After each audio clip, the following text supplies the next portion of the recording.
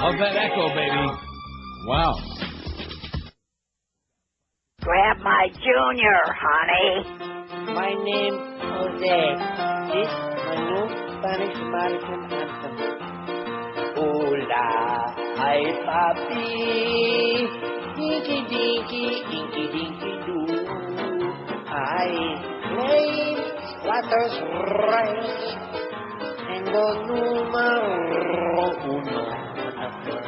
I park cars in my yard like a lazy retard, and I'm proud to get paid pesos a day to be old.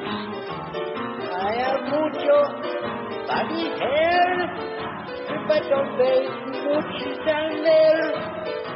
I climbed the wall the other night, once I knew the policía were not there.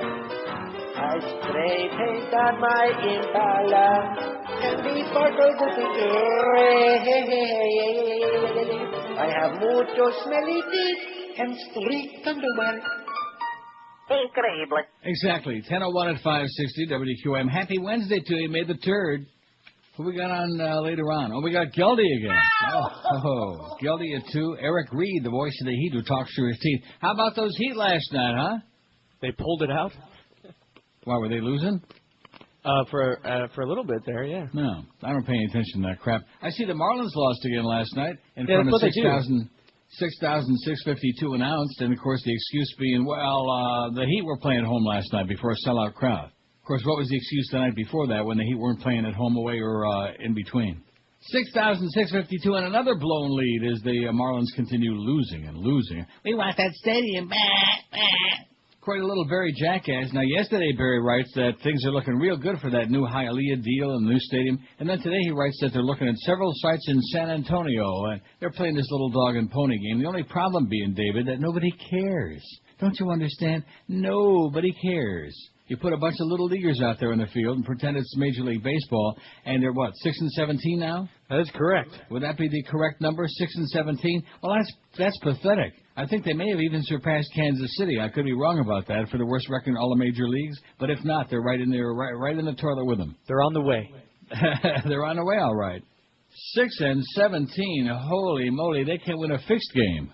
6,652. But at any rate, don't want to get too sports intensive because that gets this audience really, really upset. As a matter of fact, Sports Talk Radio, I got a big announcement for you. Across the street, they're going to go to Chinese Melodies starting next Monday, and we're going to be, what?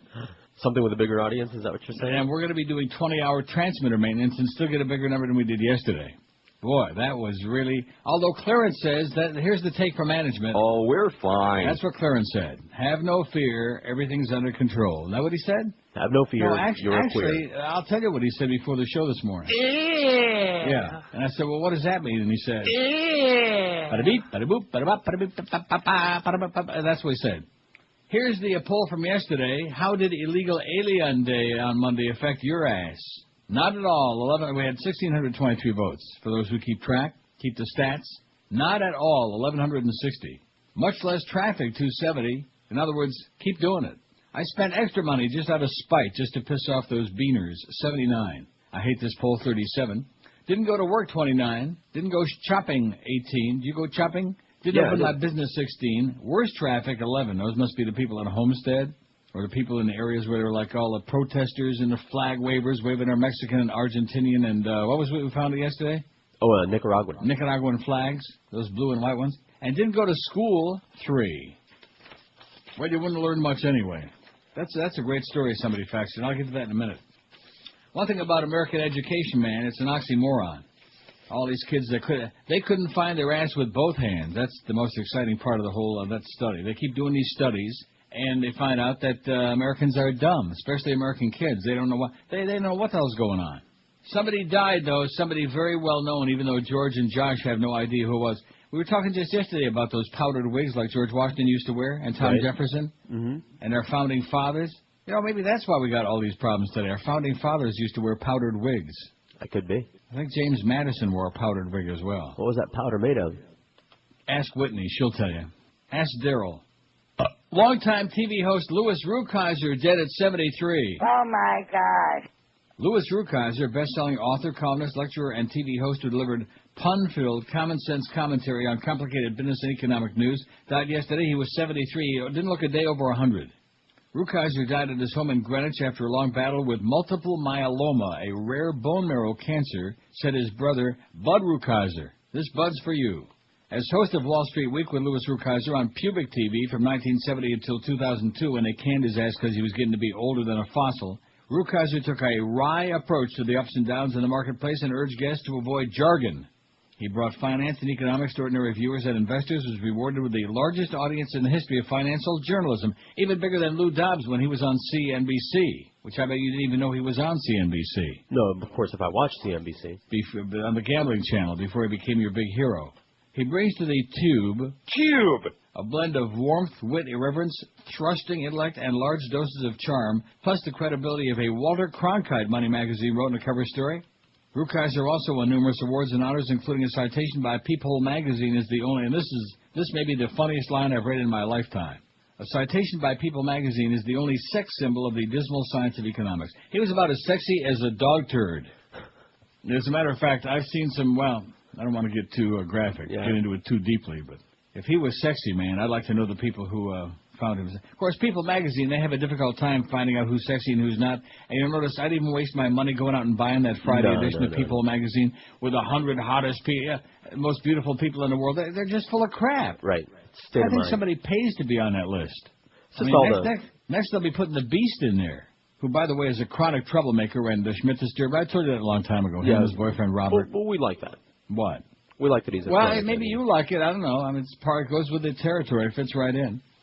Running around the building, waddling around this morning, announcing that the management yesterday wasn't all that disappointed with the ratings because it's not important that we succeed, but that the guys across the street fail even worse, and they certainly did. And also, they expected it to be a lot worse. How it could have been worse beats the hell out of me. If you missed the ratings yesterday, believe me, you don't want to know. I guess they could have been negative. Ours weren't that bad. No. Huh? Were they up or down? I don't even know. Yesterday was a blur to me. Was it really? Yeah. Well, I could play a fart sound, but that'd probably be the end of us. No, that would sum it up in one sound. Oh, sorry, a little raspberry slipped right out. How a little one once in a while slips out. You got that squeaky leather chair there. Yeah. Slip it out. 800, what? Huh? Oh, 811 votes. Well, sometimes you can't control what's happening with your body, like with my bad neck. Anybody out there got a bad neck? Maybe I need a neck brace. Maybe got a tumor. My mom has a bad neck. Does she really? Sorry, yesterday. Well, ever since her accident. Oh, I haven't had no accident. I still think it's part of because it's neck and shoulder and neck and shoulder. You ever wash your hair with that, neck and shoulders? Just this morning. But anyway, I think it's from the playing all those machines on. I think it's too much of that. It's like it's comparable to carpal tunnel syndrome that people get from tapping on computers hour after hour, day after day, and they wind up with that carpal tunnel syndrome. Right. And sometimes they get those real bad gnarled hands, you know. Maybe I'll have a gnarled neck. Sounds gnarly. But I don't know. I have no idea. In fact, maybe this is the end, my friend. I don't know. Probably ain't nothing. Ain't much to do about anything. Sure is a pain in the neck, though. 819 votes on today's poll already. Well, I think we might make 1,000, Josh. This probably be very important for your bonus. Oh, yeah? Well, no, Josh Cordes had it written. He was very clever. He had it written into his bonus that for every day we get 1,000 votes or more during the show on the poll, he gets an extra $1,000. Isn't that what it says? I'd be a very happy man. Yeah. Then you'd really be pushing the audience, man. You'd be screaming, get on there and vote. You'd be just wild. But, of course, since there's nothing, in fact, you don't have a contract. Now, how's your deal coming? They finally firmed that all up? Yes, they did. Did they really? I mean, it hasn't started yet, but, yeah, it's ready to go. No, ready to go, doesn't it?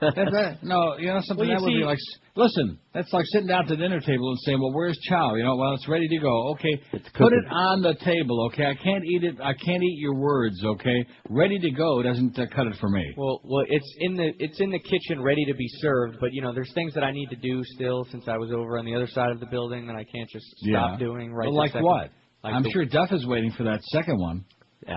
Maddie needs some servicing, too, I understand. Yeah, that's what I'm hearing. In fact, I heard that they lowballed Josh in the contract. I don't know what that term meant, but I think I have a pretty good idea. Well, one hangs lower than the other, you know? Oh, really? Sometimes. Well, Tom Green's jealous. He only wishes he had that problem. And who's the other one? John Kruk. Now, see, that's bad. Why make fun of guys who have one testicle? Who knows? Maybe I got a testicle in my neck. I have no idea what I got going. Well, that could be the first time. Maybe I got a third testicle growing in my neck. I don't know. I know it's not all that much fun. I went out. What is the stuff I went and bought yesterday? I got rid of that Ben Gay because that stuff, first of all, didn't seem to be helping that much. Secondly, it smells like I like it. Yeah. But you don't want to walk around smelling like Ben Gay. too much. Even here, you don't want to smell too. Gay. Huh? No, you got some Tylenol. No, I got the cream you smear. What the hell's it called? Myoflex? I don't know. I'll get it. I'll get the tube. I'll get the tube during the break. Tube. And then I also got that Tylenol, which does nothing but cover up whatever it is. But that's good. 824 votes. What's your take on Sports Talk Radio? Wow, what a controversial poll. Man, how dare you do that, especially on this station, you piece of crap, you. I listen occasionally, 179. We got 824 already. Let's get that 1,000 there so Josh can get his $50 million, and then we'll spread it around. No, then you'll be sending me a check. Hey, for every 1,000 votes, if I got $1,000, I would send you a check. For how much? $50 bucks. $50 for every 1,000? And I'm working to get the 1,000 votes? That's not much of a deal. How about 100? All right, half. Let's get it done. Half? Woo! Man, he is getting really generous with fantasy money. Sure. Well, it's easy to be generous with money that you don't have. That's right. I'll tell you what, I'm going to send you both $10 million. How do you like that? If I win the lottery, I'm going to build a solid gold colossus. No, if I won the lotto, I'd take good care of everybody, because that's the way I am. I would take care of all my friends and even you guys. Aw. A little bit, not too much. Thanks, and, Pop. Of course, Chicken Neck, I'd take good care of him. I'd send him the most, because I feel sorry for him, because he's very talented, but the word for him is pathetic, Great guy, but pathetic. 2 teenagers shot near Olney High School in Philadelphia. That's just in there. Breaking news on CNN with Mrs. Limbaugh. Pop another one, Darren, you bitch. 833 votes. I listen occasionally to Sports Talk 180. It's run its course. Same old Schmidt, 135. Oh, a little goes a long way, 128. It's like fudge, it's good, but it's so sweet. That little goes a long way. I love it. I listen a lot, 125. 15%, they love Sports Talk Radio. 15%. That's not what I'd call ringing endorsement. So if you add that to I listen occasionally, that's about 36%. Not too good. It's for sports nerds only, 108. I hate it like poison, 94. I hate sports, 46. And I hate this poll, 17. But there's sure a lot of hate there in those last 3 categories, you know what? We hate it. We hate you. We hope that Neil's got a big tumor in his neck. We hope you all die and yada, yada, yada. But y'all have a nice day now. Like Mike Siegel. Man, was that guy a jerk or what? Back in the WS News days, he'd get a hate call, and some guy would just rip him an ass. Just rip and rightfully so, by the way. And he would say, well, if that's your attitude, you're entitled to your opinion, blah, blah, blah. And thank you very much for your call, and hang up on him. Why would you say thank you very much for your call to somebody just ripped you an ass? I don't know. You're sad. Yeah, you're pathetic, Mike Siegel. Tragic. I wonder if he solved the problems of the medical profession yet. Sometimes it's the things you can't see that can hurt you that are a real pain in the arse. In South Florida for 28 years, and I've been using them for over 21 myself, Dry Concepts is the best at dry cleaning carpets. And when you dry clean your carpets, you really can clean today, entertain tonight. That's how fast they dry. Carpets stay cleaner longer, too. No sticky residue left behind. And with over 50,000 satisfied customers, I guarantee you won't be alone. You'll have plenty of company. Let me remind you that Dry Concepts are also the experts in water damage restoration. Keep that in mind during the upcoming hurricane season. Certified technicians get you out of the mold zone in minutes, too, not days. And Dry Concepts gets your home or business dry within 24 to 72 hours. It's guaranteed. And to top it all off, Dry Concepts has got a state-of-the-art Oriental rug cleaning plant. It's the only one in South Florida on site that's dedicated to keeping your expensive area rugs looking like just brand new, like you just bought them and slapped them on your floor.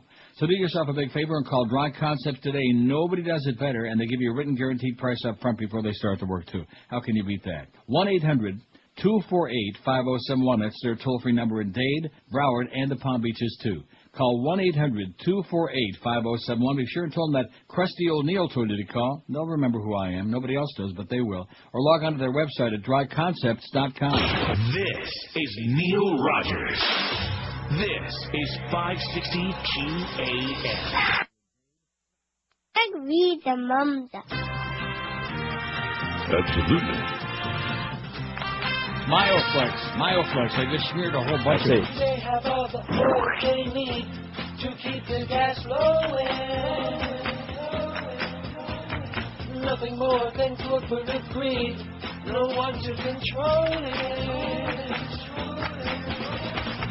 At some ridiculous cost. obsessed with Clinton and sex. Now these guys instead are screwing you out. Yes. Rape me, at the pump they rape me. Price of a gallon, it's higher each time.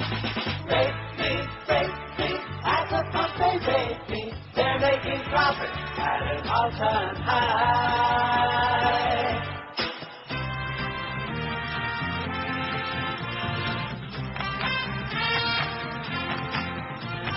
Open war on the middle class, pathetic and tragic. No balls to say to push kiss my ass. It's over, we've had it. Rectum. You hear newsfeed every day, attempting to justify gouging the price high as the sky. Rape me, at the pump they rape me. They raise the price high as they like. Rape me, everyone on K Street. They buy the power that's pumping us dry.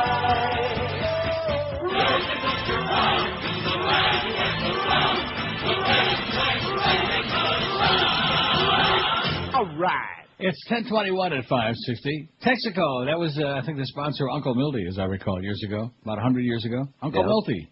Is he dead? Yeah, he's dead. Mr. Television Man, Uncle Milty, used to dress up in drag. That was one of his big things. Yeah. 853 votes on the poll. I think Josh is safe today. He can come back again tomorrow. Now, as far as your deal is concerned, George. Yeah. Well, I got that email from Norma because he continues bugging me with that crap. Didn't I say the other day, leave me out of it? You two guys handled it together. And then, of course, you called him like you were supposed to and left a message at his orifice, and he didn't return your call. And then this morning you emailed him and didn't return your email. Yesterday. And I sent him an email and said, George is leaving messages and emailing you and don't return his messages. And bada-beep, bada-boop. So Norma's got your contract. It's just that he's, I don't know. And, you know, the sad part of it is I was going to pay him an extra $1,000 to do your deal, you know, get it done. Right. But now I'm thinking, I don't know. Especially now that I'm getting that hockey money reimbursement, now that the check is in the mail. I'm thinking to myself, well, why the hell should I do that? Why should we give him any money the way he's dragging his feet? You know, respond, you idiot. Quit bugging me with it, Norma, you silly-ass queen, for crying out loud. I'll kick your ass. That's right. What the hell's wrong with you? He's just looking to get me to talk about him on here again because he's on a station that's even got lower numbers than us. I tell you, we're on the way to that, though. I don't even know what station he's on anymore. He ain't on that 850 no more. He got demoted to some station that's like 2800 on the AM dial. It's off the edge. Yeah, I smeared my Myoflex. I got the maximum strength, baby. 20. Concentration maximal. What's what's in there? Is it like Aspercream? What's the active I beg your pardon? You know, Aspercream. Oh, it's made by Bayer, so I'll probably be dead pretty soon. No, it's good. It's been tested on Jews then. Yeah, that's what I'm saying. I'll probably be dead in a half an hour. Fast-absorbing pain relief rub, and the only good part of it, well, I mean, it's pretty good. It has no stink. It doesn't stink like it's exactly the same consistency as Ben Gay, but it doesn't stink. So you don't have to smell like an old person? You want to know the ingredients? Oh, listen, I just smell like the an active old one. In other words, what's the pain reliever that's in there? How does it? I don't see any ingredients on here. Isn't that? It probably was on the box, which I long since Schmidt canned. Oh no, let's see. It's got it's triethanolamine solicitate. I've tried ethanol. What a crock that! And if you don't like it, you can squeeze some into your gas tank, real cheap. Anyway, I'm smearing it, and my neck is, it's just one of those things. So what the audience can do now is they can all gather around the radio. Now that I'm an old fart, I'm almost a senior citizen officially, and listen to my aches and pains every day. Oh, gee, my shoulders kill, my neck is so bad. Do you have any creaky, gravelly joints, that you could put the microphone up to? Not yet, but if I did, I'm sure you'd smoke them. You know it. 567, come on, let's find out the new schedule for QM. We want the new lineup because management admits that they haven't got any idea what to do, although Clarence this morning was making threatening sounds like they might have something in place, although he doesn't know what it is. And what else did he say? Oh, that's right, he said, just among us girls in here, so we're not saying anything. Well, he didn't tell us anything, so there's nothing I can repeat, Mm-hmm. See, if somebody says don't repeat something, I won't repeat it, but he didn't tell us anything in the first place. So if you're going to say don't repeat anything and just among us buddies here in the room and then don't say anything, well, what the hell is that? And the reason he's not telling us anything is because he doesn't know anyhow. He ain't got a clue.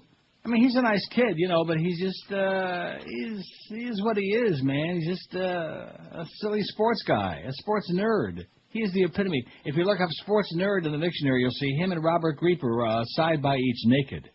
Am I correct? I'm not arguing. Yeah, side by each, naked as a jaybird. And that's pretty sad. WQAM, hello. Good morning. Yes. Hey, Neil, how are you? Okay.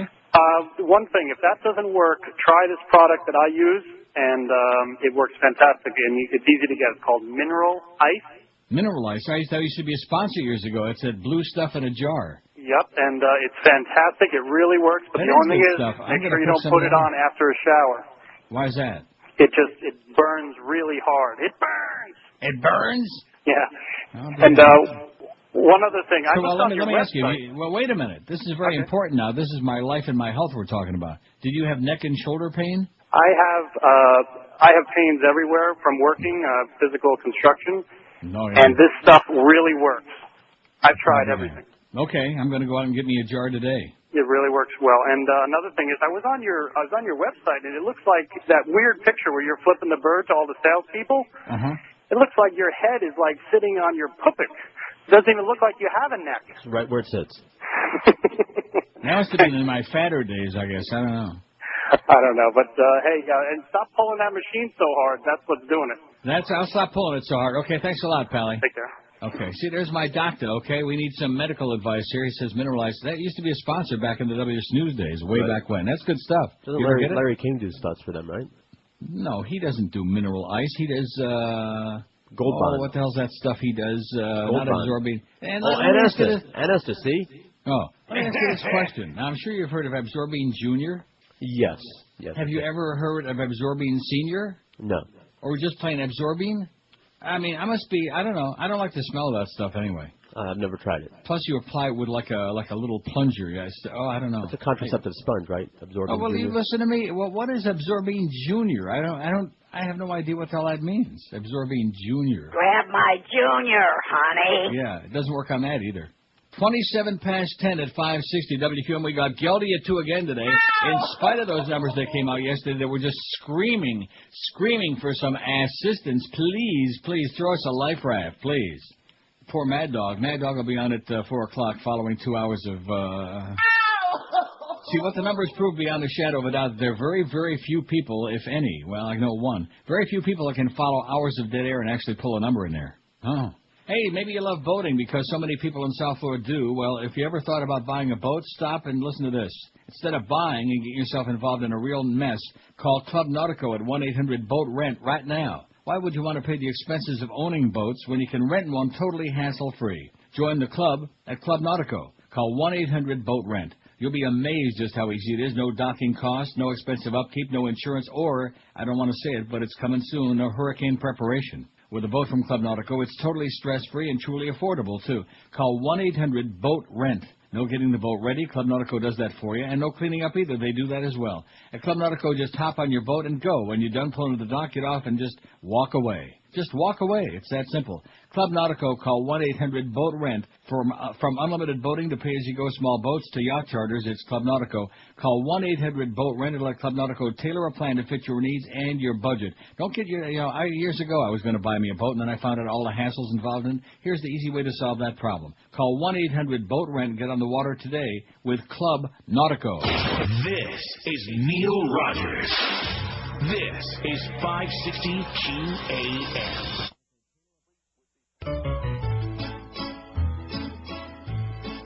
The show this moon, what a clown. Povich trousers fell down. Yes, that's Maury. Yes, that's Maury. A big harassment suit, 100 million in loot against Maury.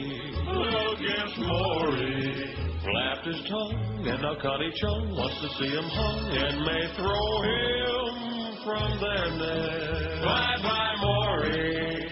This whole thing's quite a major mess. Is there a blue dress? Will they do DNA tests? Like on their guest. Backstage was Triple X. Everyone having sex. Even Maury. Even Maury. Linking boobs out of shoes. Get naked if you choose to join in. Drop your top, join on in. This thing sounds just like something you'd see in a good porn movie with Ron Jeremy. All right. But I'm sorry, my friend, this thing could spell the end for poor Maury. See, there you go with those Jewish pornographers again at Ron Jeremy. It's 10:33, 27 before 11 at 560 WQAM. Uh-oh. Cuffs and see their parents on TV and their expressions, it was tough. It's really tough because you put yourself in that position. You know, I mean, it could have easily been any one of us. Oh, this is with that lacrosse crap again they're on. Mm-hmm. I mean, yeah, let's get back to lacrosse, the important stuff. What do you say? Right. I'm going to smear some Mioflex on the microphone, see if that helps the ratings next time. Okay. Here, I'm smearing it. Ooh, look at that. 5670560. It's called Ask the Doctor today. We got 900 votes on the poll already, boy. When we get to 1,000, I'm leaving. I'm going to Woodbine. Because George said I got to exercise my shoulder and my arm. That's right. Now, don't you think, Doctor, that that's probably what caused this, because the shoulder, the neck bone connected to the hip bone, all that crap? It's entirely possible. Yeah.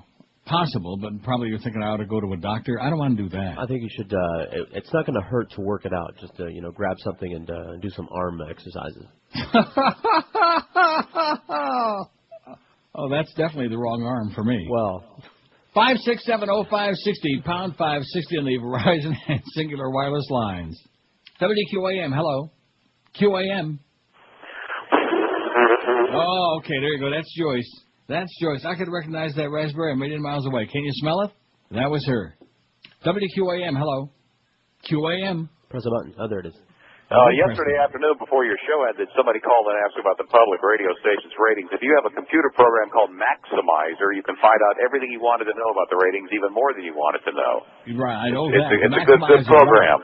Mm-hmm. And in closing, I think a good choice for 2 to 4 would be Dick Fatherly. He'd fit right in with all the Ojon provocateuring going on there. Okay, well, I think we got starting Monday. There you go. 2 to 4. And Thank you, Doctor. One thing about Dick Fatherly. He's an Ojon provocateur. Oh, I love that drop. That's a good one. Get out of the business. Go away. Okay, there's somebody in the business. I didn't dare ask him who it was because, it would be embarrassing to be calling in here. Of course, everybody in the business does listen here. They pretend they don't. Oh, that Neil, he's an old fossil, and he's not funny anymore, and that show is all he does is read from the newspaper, and there's a million reasons why they shouldn't be listening, but they are, I got news for you. We got nothing to be ashamed about. And that if you extrapolate it, you wait till those the maximizer and the minimizer. See, we're doing the minimizer now. We used to do the maximizer. Now we do the minimizer. Give us ratings.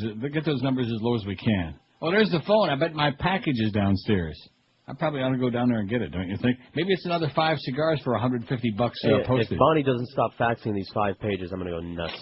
What are they about? What are they about? If you told me what they were about, I would mention it, and then we could nip Bonnie in the bud.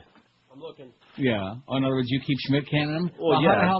Well, what are they about? It's some Yahoo story. The states help schools hide minority scores. Oh, go away, Bonnie, okay? Stop with all the pseudo-intellectual horse crap. This is just a radio show. We're not going to solve the problems of the world on this show. It's just a stupid-ass show, okay, to help you kill 4 hours every day. Go back to the light bulb. Go call up, what's his name, Rick Spiderman. Get out of my face, Bonnie, with your stupid-ass 5-page fax. Quit wasting our fax paper. We got to keep chopping down a cherry tree with George Washington to make enough paper to keep printing the faxes for your stupid crap. And she's sending it over and over and over again. Jesus God, Bonnie. Get Clyde after her ass. 918 votes already. It's just barely after 10:30. Aren't you impressed? Okay. I think my bad posture also has got something to do with sitting here. See, if I would raise the mic up like this because it's on a stand just like when you got there, and sit up straight like a real man, which, of course, would take a lot of imagination. I don't know what kind of a setup you have over there, but what do you mean by that? You were able to rest your elbows during the show? Or are your arms suspended in midair? No, my arms are not suspended in midair. What the hell is it? How come like a marionette, my arms are suspended in midair? Right. What is that? What kind of a vision over the buttons. Huh? Well, a lot of these, I don't know what the studio setup is like. It's just like there. All right, then they should only be fine. better and smaller. Right. It's a miniaturized version of what you got there. Only it all works here, and it's not old and crappy like there. Sit up straight, just like Mommy said. How can you sit up straight when you got this big pupik hanging down here, man? That guy was right. My head is on my pupik. Maybe you could get a gut rest. WQAM, hello. Did you see the write-up Tom Jitka gave you? No, I did not. You're in the paper, No, buddy. I did not. I doubt it. Yeah, I can't get on the Sun Sentinel anyway. We don't want to talk to you anyhow, loser. Okay, go back to Wisconsin or wherever you ran away. They got some real good powder there, okay? See, I don't even try the Sun Sentinel reading Jicka's column anymore because... By the way, we're having some real internet issues here in the building today. Really? Really. Both Josh Such and as? I. Like you click on something to go somewhere, and it takes a good 2 minutes for the page Oh, to even load. the phone. You notice the phone today is like a slow-mo? Slow. I pressed a button, and like half an hour later, something comes up. Now, I know I'm not going to be able to get the JICA article on this thing. Mm-hmm. So and I was going to ask you to do it, but if you're having internet issues, I'll get it in like 30 minutes. That's probably how long it'll take. Yeah. Really? It's loading one picture at a time. See, I'm back to where I was again. I thought we had solved. Now, let me try Firefox with the Sun Sentinel. Because they're definitely having issues, too, even though you deny it. I did not deny it. Well, Josh denied it. He said, I got it right here. Well, guess what? I bet you today I get it faster than you do. Yeah, the webpage, too, I'm sure. Yeah. Well, I'm not Still getting loading. I got it. I'm guessing he wrote an article about footies, the last thing he wrote, so I'm opening it to see what it says. Well, what does it say? Have you got it yet? I just opened it. Okay, well, good. Then, like I said, you're much faster than I am. I'm not even going to try anymore. The Sun Sentinel website's a piece of garbage, and they're having all sorts of problems. And it's got to be them, because I'm not having any difficulty with any other website. Everything comes up on here fat like lightning, like greased lightning, man. Luke Christie is singing lightning strikes every time I hit the button, except the Sun Sentinel. He said, fat. The hell with that thing. 932 votes already. I think if I chopped if I did the old severed head deal, I think I'd feel better. Just chop my neck off right above the clavicle. Isn't that what they call that thing, your breastbone, your clavicle? Or am I wrong? That's not what I call it. What? Well, no, seriously, what is the clavicle? I don't know. Oh, come on now. I didn't go to med school. You're supposed to be such a little intellectual knowing all the useless garbage, man. I'm just the stupid old schmuck. Which, by the way, all you got in here is a sentence. The saying? There's a tiny paragraph that says, Rick Shaw has also been in the market for 45 years, but with several stations, and the same goes for Neil Rogers, who recently celebrated his 30th anniversary. That's it. Thank you so much, Tom. Just because you had 30 years in the market doesn't mean you're going to get your name in the newspaper, says Tom. Little bald-headed Tommy. At least he's writing something about that isn't a puff piece. Now, is the whole article about footy? Is that what it is? Yes. Oh, my God. What a joke. Nice going, Tommy. That is a panic. 19 to 11 at 560 WQAM. By the way, footy's retiring this week after 32 years in the market. He's actually getting blown out, and they're going to bring in Opry and Anthony. That's the rumor. That's the facts we had yesterday from the inside, no doubt. They're putting on Opie and Anthony because Footy just turned 185, and he's, on a station trying to appeal to teenagers. Somewhere he's missing the demographic. I mean, with me, I'm 105 years old, but at least I'm talking to a lot of old farts. And even the young people sit by in amazement, wondering how the hell I can keep going, especially in this horse crap place. It's just astonishing. And you know the interesting part about this, seriously, talking about putting the pieces back together again? Other than me and Eddie K, everybody they have on the air is in the wrong time slot. Okay? Put that in your pipe and smoke it. Puff on it big time. Put a big bowl and just puff until your lungs cave in. Everybody except me and Ed Kaplan are on the wrong time on this station right now. And, of course, we have some people on, shouldn't be on at all, but that's another story. 18 to 11 at QAM. Hey, have you tried the pizza and pasta John the Baker's yet? Duff wants you to try it. In fact, Duff will probably pick up the tab. I doubt it, but he might. Because John the Baker is sensational. It's the best Italian restaurant this side of University Drive. Pizza as good as it gets in South Florida. And now 2 good locations for you. They're brand new in the Sterling Town Center, Sterling Road, just west of Pine Island and Cooper City. And the classic John the Baker in Pembroke Pines, just west of Flamingo in the Home Depot Center on Pines Boulevard. And speaking of people who have been around for a long time, John the Baker's been in town for over 30 years, too. It used to be over there on the Dixie Highway, as they say. On West Dixie Highway, right near that old Taco Bell. And, man, they were serving up great food back then, and they're still doing the same. The food is delicious. They give you everything fresh, huge portions of all your homemade favorite Italian delights. Plus, with John the Baker's low prices, you can take the whole family for lunch, for dinner, anytime, and stay well within your budget. When you call or you stop in, be sure to ask for the Neil Deal. Please. It's a large 16-inch pizza, half dozen garlic rolls, and 2 fountain cokes for only $14.75. Tell them that Bluff Lindsay told you to ask for the Neil Deal. Take out or dine in. In Pembroke Pines for takeout, call 954-431-4315. Or in Cooper City, 954-252-0091. Pizza, pasta, veal, chicken parmesan, all your favorite subs, sausage and peppers, and lots more. It don't get no better in South Florida than John the Baker. This is Neil Rogers. This is 560 QAM. Oh, my God, your breasts are beautiful. Good afternoon. I am Mohammed David, your new press secretary. I welcome my fellow membranes of the press corps. Let's start with Helen Thomas. Helen, you're on the air. Go. Will Mr. Bush ever be hung upside down like Mussolini? I cannot comment on this ongoing investigation. Follow-up. Go. Is it true you stole the pizza? I cannot comment on this ongoing investigation. And besides, I did not steal no pizza. Cannon, yeah, but buddy, I don't see his name. After all, who's done more to further the gay and lesbian community than Jeff Gannon and Rick Taylor? Excuse me. Who the hell are you? I'm Tony Snow. Oh, yeah? You played for the Rams, right? Aren't you dead? No, that was Jack Snow. Of course, I could lie about that, too, and say I did play for the Rams. Ram this. I'm the press secretary and over here. Now, see here. I got to get a job. I'm reading this long, long fax you just sent to me from Herman. Yeah. Absorbing Junior. Huh? Oh, my God. I guess I'll read it. I got to get this mic back down where I'm used to it. I'm just not going to sit up straight. I don't care what anybody says. Straight is just not my vocabulary. We could just strap a board to your I'm going ass. to sit up gay. Yeah. By the way, speaking of this fax, and interesting, Tom Jicker wrote something about local radio finally for the first time in about 6 years, and also Casey Woods at the Herald. I have no idea who Casey Woods is. Maybe kin to Tiger, but I doubt it. Probably somewhat lighter complected. Miami radio show finds fans near and far, and it's about, this is going to really get you. This is the station they're talking about is WNMA 1210, a station, you think our numbers are bad, you can find their numbers with a magnifying glass. See, I thought those call letters was the station Mr. Ego was on, but I don't think we even know what station he's on. I don't know what the call letters are. But says, from Miami to Madrid, the eclectic quartet of the El Metro radio show breezes through a world of news and culture 5 days a week. Show director Humberto Rodriguez opens on this particular morning with a pulsing tune from Colombian sensation Shakira and statistics on sexual harassment in Madrid. Alejandro Gomez revels in the health secrets of the world's oldest sensation Shakira and statistics on sexual harassment in Madrid. Alejandro Gomez revels in the health secrets of the world's oldest women, and Alexandra Rossi beams about good economic news at Honda. Julio Cuervo sounds off on U.S. espionage in Latin America, and yada, yada, yada. A new Spanish-language radio program in mind for Colombians and other immigrants goes global with airtime in Madrid and Bogota. All right.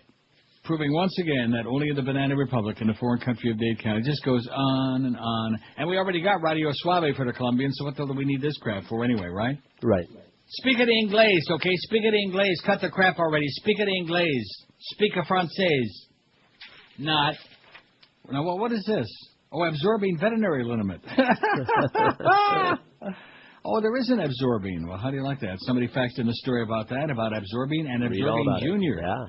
It dates back to over a century. From a tub in their farmhouse, Wilbur and Mary Ida created absorbing veterinary liniment. Oh, maybe I ought to rub it on my shins. Maybe I have quarter cracks. How do you like that? Farmers began to realize this product helped humans, too. Just a little bit, rub into the muscles would relieve the aches and pains of hard work and reduce swelling and discomfort. Well, hard work ain't got nothing. Well, I guess it's on those machines. That's pretty hard work. Tapping and banging and pounding, and nothing happens, you know? Mm-hmm. We can all relate to that. Absorbing Junior. Well, thanks a lot, whatever your name is. One of our regular faxers.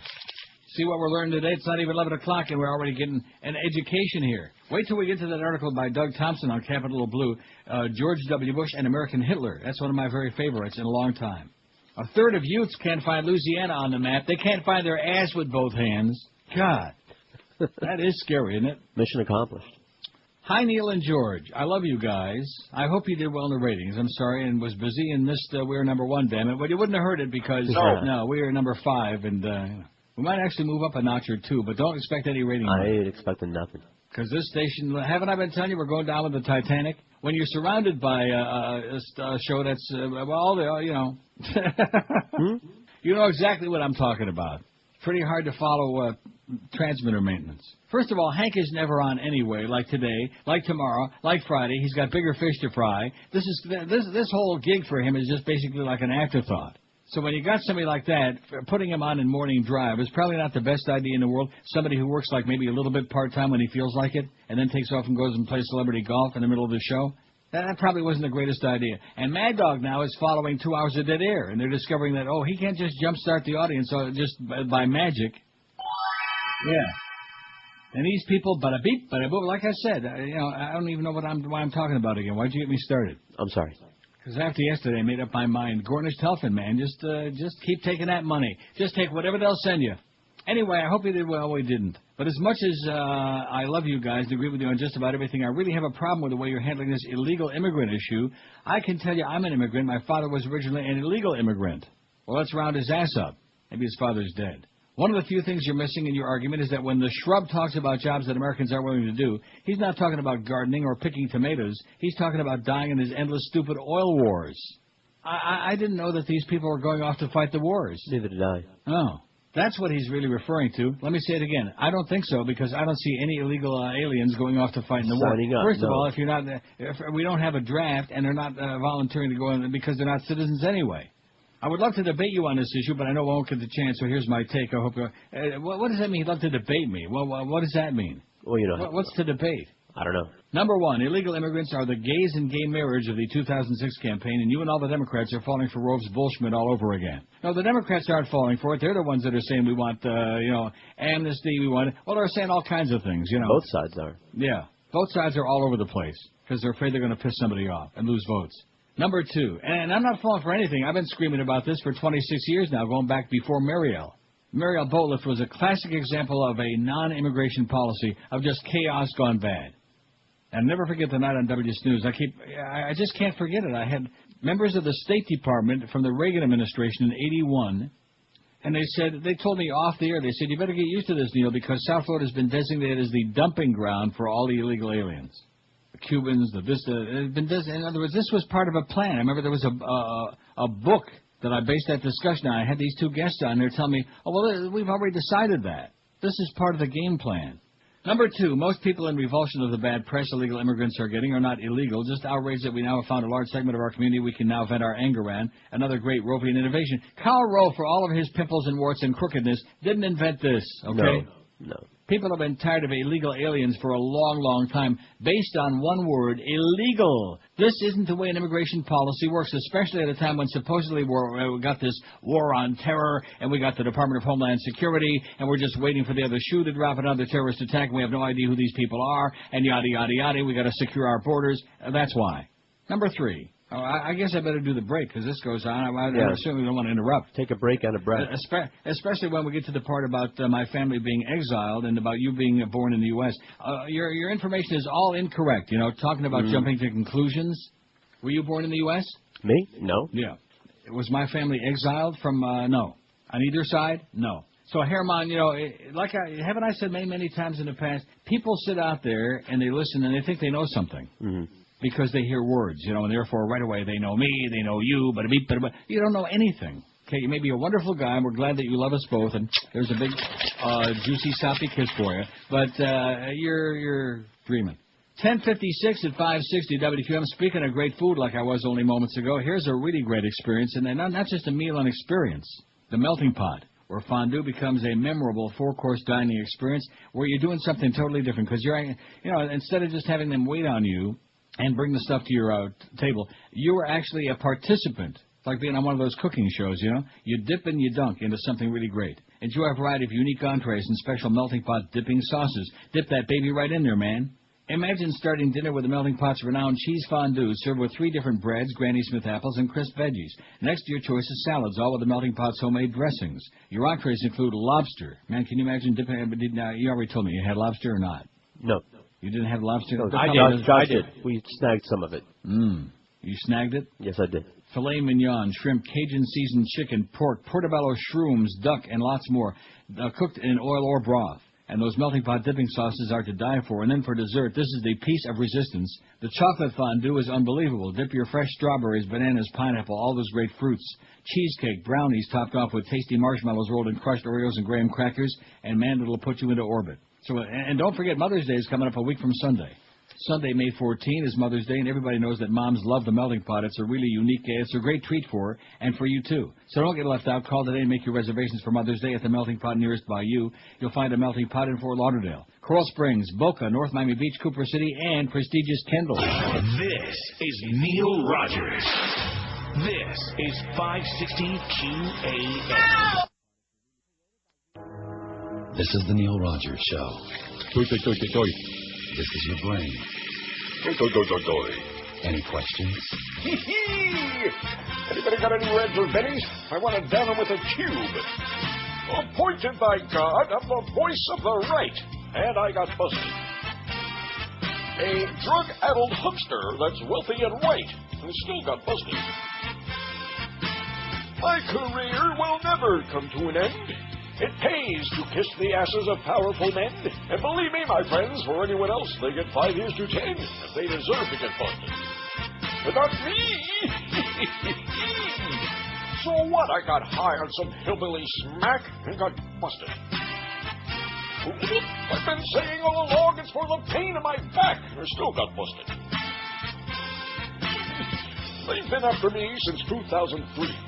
I'm a victim of the vast liberal conspiracy. And now I have a mugshot like Larry King.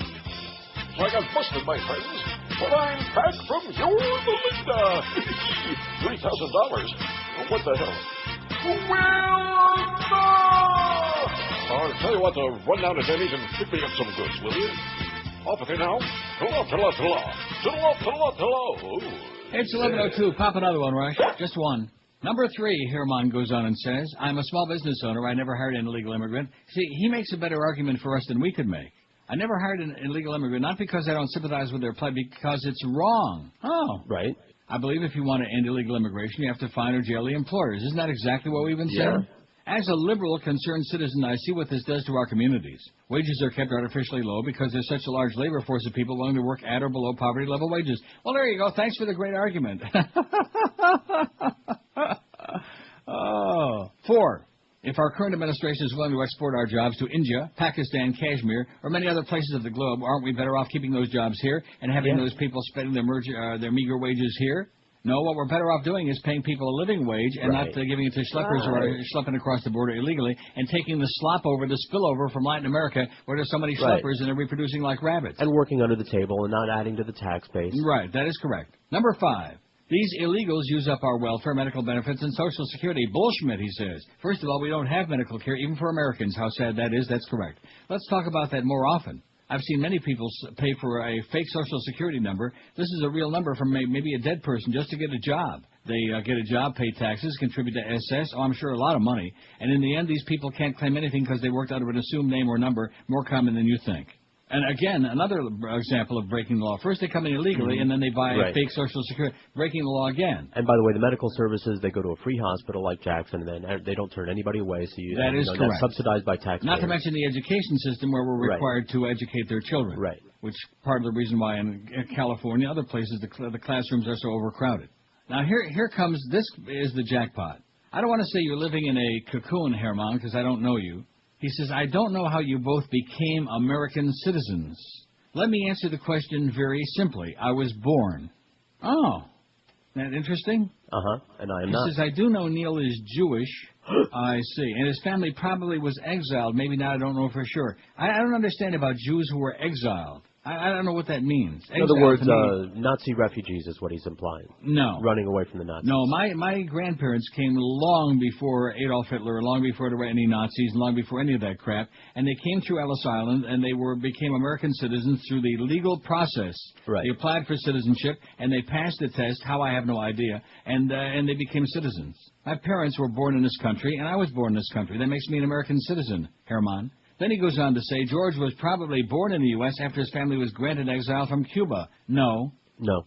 I was born there, and I came here legally after waiting almost 2 years to do so. There you go. So a lot of misinformation here, man, because you assume a lot of things.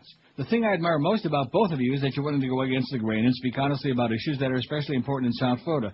Now, here comes another part that I found most disturbing. I've been in both Israel and Cuba. Please don't tell George, I guess, about the Cuba part. Oh, whatever. I won't tell you.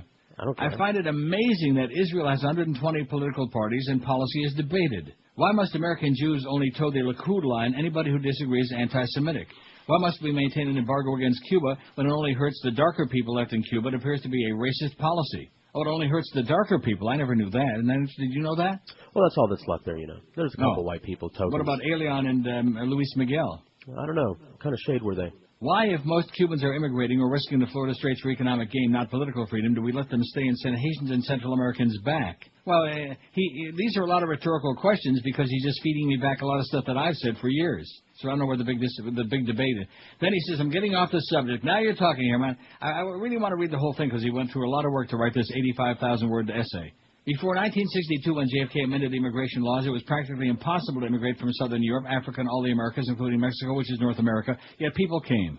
Yeah, that's the problem in Latin America. Too many people, they came all right. Most of those people came here illegally, found a lawyer, straightened out their status, and brought their families. That's what my father did, something that he never would have been able to do from his little town in España. Their families grew up and became citizens and served their new country and learned to love it. And then Bush came along and destroyed everything. Okay, you get the point. We are Americans. We're patriotic. We love our country, but we have not forgotten how we got here and don't want the door of opportunity shut to other people. That's why we're on the streets. Oh, he's on the streets. So you like that? He was one of those silly people out there in the streets demonstrating on behalf of lawbreakers. Along with Sam. I don't even want to waste my time with that one, okay? I mean, the fact that you told me that is so depressing.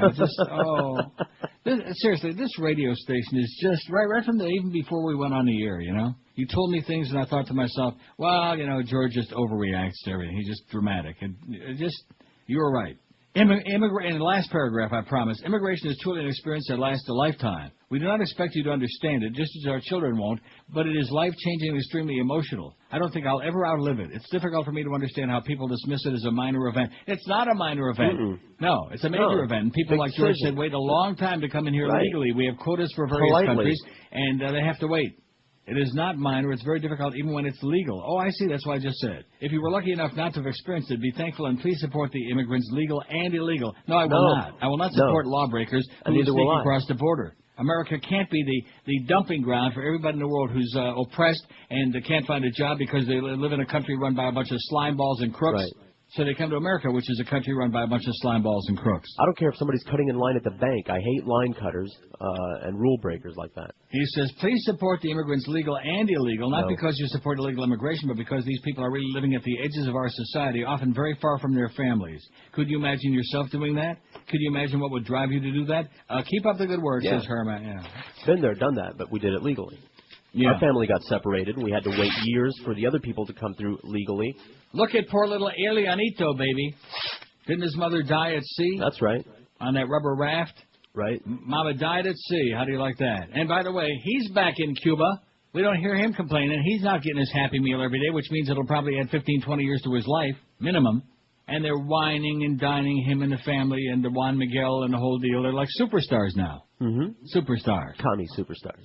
Commie Pinko superstars. Poster children. Who, by the way, on Monday, May 1st, celebrated May Day. And the bearded one made a long, impassioned speech, bada-beep, bada-boop, bada-bop, and comunista, see? So the fact that the organizers of this fraud that was perpetrated on the public on Monday, the organizers selected May 1st, just like Lou Dobbs said, I think there's more than just symbolism there. Not just a coinky-dink. We got 1,000 votes. Oh! It's only 11:09. Can you believe that? I believe it. Mark this down on your wrist, okay? Send a memo to all departments. 1,000 votes on Wednesday, May the 3rd. Ooh, Friday is El Cinco de Mayo. Yeah. I think, I told you there was a documentary on last night. It was on, I don't remember what channel, about child prostitution in Mexico. It was enough to make you cry, scream, get very angry, and just go nuts. And this is what happens. The unwanted masses, all these children, all these babies that are like just deposited on the streets by people who are reproducing that. People without a brain, schleppers, good obedient Catholics. And, of course, like I've said, the Pope and his predecessors, some of the worst dispensers of misery and suffering and death and poverty in the universe, okay? And it all goes back again to that religion crap. Oh, yeah, we'll just make all the babies make the Pope happy. Don't use those condoms because you'll burn in hell for sure. And now they're rethinking that, just like they had to rethink Galileo. Right. Good thing they were never wrong. Just like they had to rethink macaroni and cheese on Friday, Just make it up as they go along until the public just won't put up with it anymore.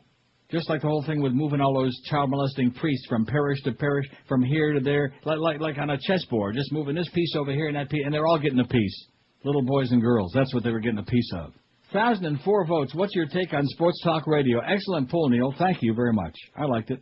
I listen occasionally, 212, occasionally.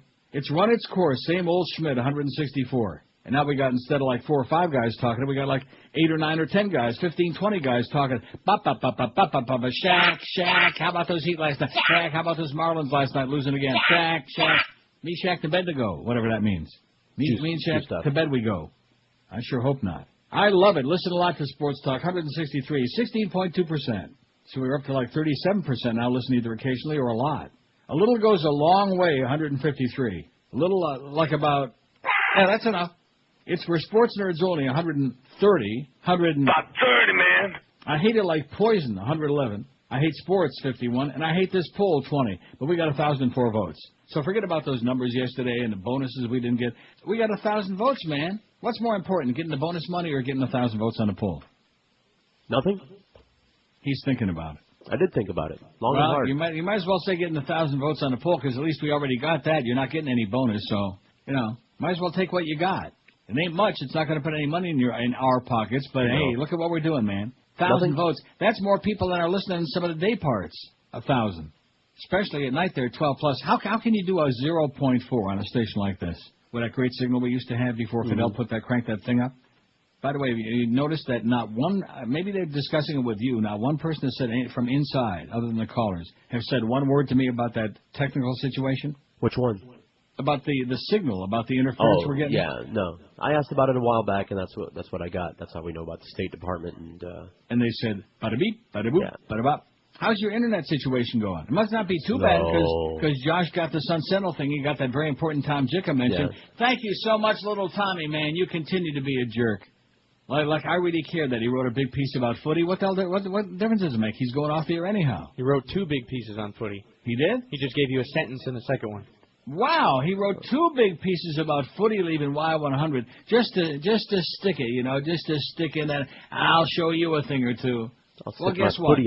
I'm going to leave today, and we'll see how many pieces he writes about that. It's my last day, Tom. See ya. Time to retire. 14 past 11 at QAM. I'll tell you, I think that Myoflex works fairly well. But I'm going to go out and get that Miracle Ice. All right. No, I know that's good stuff, because not only was it a sponsor way back then, but I used it. I forget what I was rubbing it on, but something probably Sub Rosa. Hey, speaking of hot and nasty days that are coming up and going to be going on for months and months, all the way through September and even October, what's better than staying cool and comfortable all summer long? How about getting you an instant $1,200 cool cash rebate on the world's smartest air conditioner, the 5-star edition of the Carrier Infinity system? And to make things even better for you can get this fabulous system from Royce Air and Heat, where they've been taking care of Tri-County area families for 3 long generations. As a Carrier factory-authorized dealer, Royce guarantees you 100% satisfaction, and that guarantee is backed by Carrier. The people who invented air conditioning have now come up with the Carrier Infinity system, the best one ever. The Carrier Infinity system actually performs a daily diagnostic check and then adjusts itself for maximum efficiency. And speaking of that, to maintain maximum efficiency on your current air conditioner, the smart thing to do is to join the Royce Air and Heat Comfort Club. Twice a year, they come to your home, they inspect and tune up your system. If you ever have any kind of a problem with your AC, you'll enjoy priority same-day service and 10% off on any needed repairs. All of these things for just $110 a year. So whether you choose the 2-speed Infinity system with Furon or peace of mind all year round with the Comfort Club, make the smart choice the Royce choice. And believe you me, you don't want to be without AC for 5 minutes during the sweltering summertime and most of the year in South Florida. Call Royce Air and Heat and tell them that Ancient Neil told you to call toll-free 1-800-377-0075. That's Royce, R-O-Y-C-E. Royce Air and Heat, 1-800-377-0075. This is Neil Rogers. This is 560 QAM. We're expected to hit $3 a gallon by the start of the summer. But guess what? If you're one of the people fuming at the prices you see now, just wait. It's absurd. Insane. Crazy. Way back when, in 67. 1967's most exciting program concept. Cheap cost of fuel at the pump was divine. Still another fantastic concept. Looks like it's going to be $4 this summer. Now I can't afford it. It's really killing. When I started driving, it was less than $1 a gallon. Now it's... Oh, this is crazy. I get heart failure. I can't believe my eyes. $3.19. No! Holy crap. I can't fill up at all. Won't drive anymore till the prices fall. You have to wonder what's going to happen next year. Are we going to be talking about $5 a gallon? Oh, look at that. 2 Pennsylvania stations dropped gas prices by the minute. 10 more minutes, I'd have saved 18 cents. Glass beer is always a couple of cents cheaper than the other local stations. The one-upmanship goes on. Today is the best day to get gas. I've seen it drop down. It's dropping down in 230s now. I've seen it drop down 10 cents in the past 5 minutes. To the air now to see the traffic. Cars stretch on and on. Can you imagine how much gas that they're wasting idling? Oh, I in those think about long that lines? all the time. And how much is your time worth? Forget how much the gas is worth. A few cents, I would say. About 30, man. About 30 cents. Doug Thompson of CapitolHillBlue.com, George's favorite website, writes, George W. Bush and American Hitler, to which I would say... Absolutely correct, sir. In George W. Bush's petty, pathetic, partisan world, laws he doesn't agree with don't have to be obeyed, congressional actions that differ from his political agenda can be ignored, and the Constitution of the U.S. is just a GD piece of paper. Charlie Savage at the Boston Globe brought this point home Sunday when he revealed Bush has chosen to ignore more laws passed by Congress than any president in history, appending more than 750 laws with signing statements that say, in effect, he doesn't give a damn what the law says because he'll do whatever he pleases as a wartime president and commander-in-chief. Of course, it does matter to him that he became a wartime president because he lied out his ass to justify an illegal invasion on Iraq. I love that. He lied out his ass. Yeah. To justify an illegal invasion on Iraq based on fake intelligence and a determined policy of ignoring facts that disproved his lies. With every revelation, we learn more and more what a dangerous despot Bush is, a madman with the power to wage war at will, destroy the Constitution on a whim, and invoke his own perception of unchecked presidential power by ignoring the system of checks and balances that used to be part of our system of government. Used to be. Sadly, nobody in Congress or the courts has the balls to stop this American Hitler. He rides roughshod over the laws of the land, safe in the assumption that his arrogance will leave opponents cowering in fear and an apathetic populace willing to wait until 2008 to rid itself of this festering boil on the body politic. I'm not sure we can wait. With every passing day, we see an elected official wax more.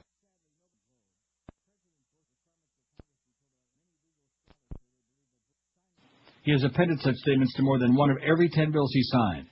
He agrees to a compromise with members of Congress. All of them are there for a public bill signing ceremony, but then he takes back those compromises, and more often than not, without the Congress or the press or the public knowing what has happened, said Christopher Kelly, a Miami University of Ohio political science professor who studies executive power. Political scientist George Harley, who served in both the Nixon and Reagan administrations where presidential power became major issues, says Bush's actions placed the country on a dangerous course. Presidential authority, once assumed, is seldom relinquished. The Constitution prevailed when Richard Nixon ignored the laws that governed his actions, Harley said, but this president neither obeys nor upholds his oath to support the Constitution. He sees the document as an obstacle to his power and has chosen to ignore it. If no one else is willing to uphold the Constitution, then it becomes, as Attorney General Alberto Gonzales has written, an outdated document and places this republic in grave peril. Harley believes this nation faces more than a battle for which political party controls the White House and or Congress. This is now a battle for the soul of America, he says. The very future of this republic may well rest on whether anyone can or will stop George W. Bush.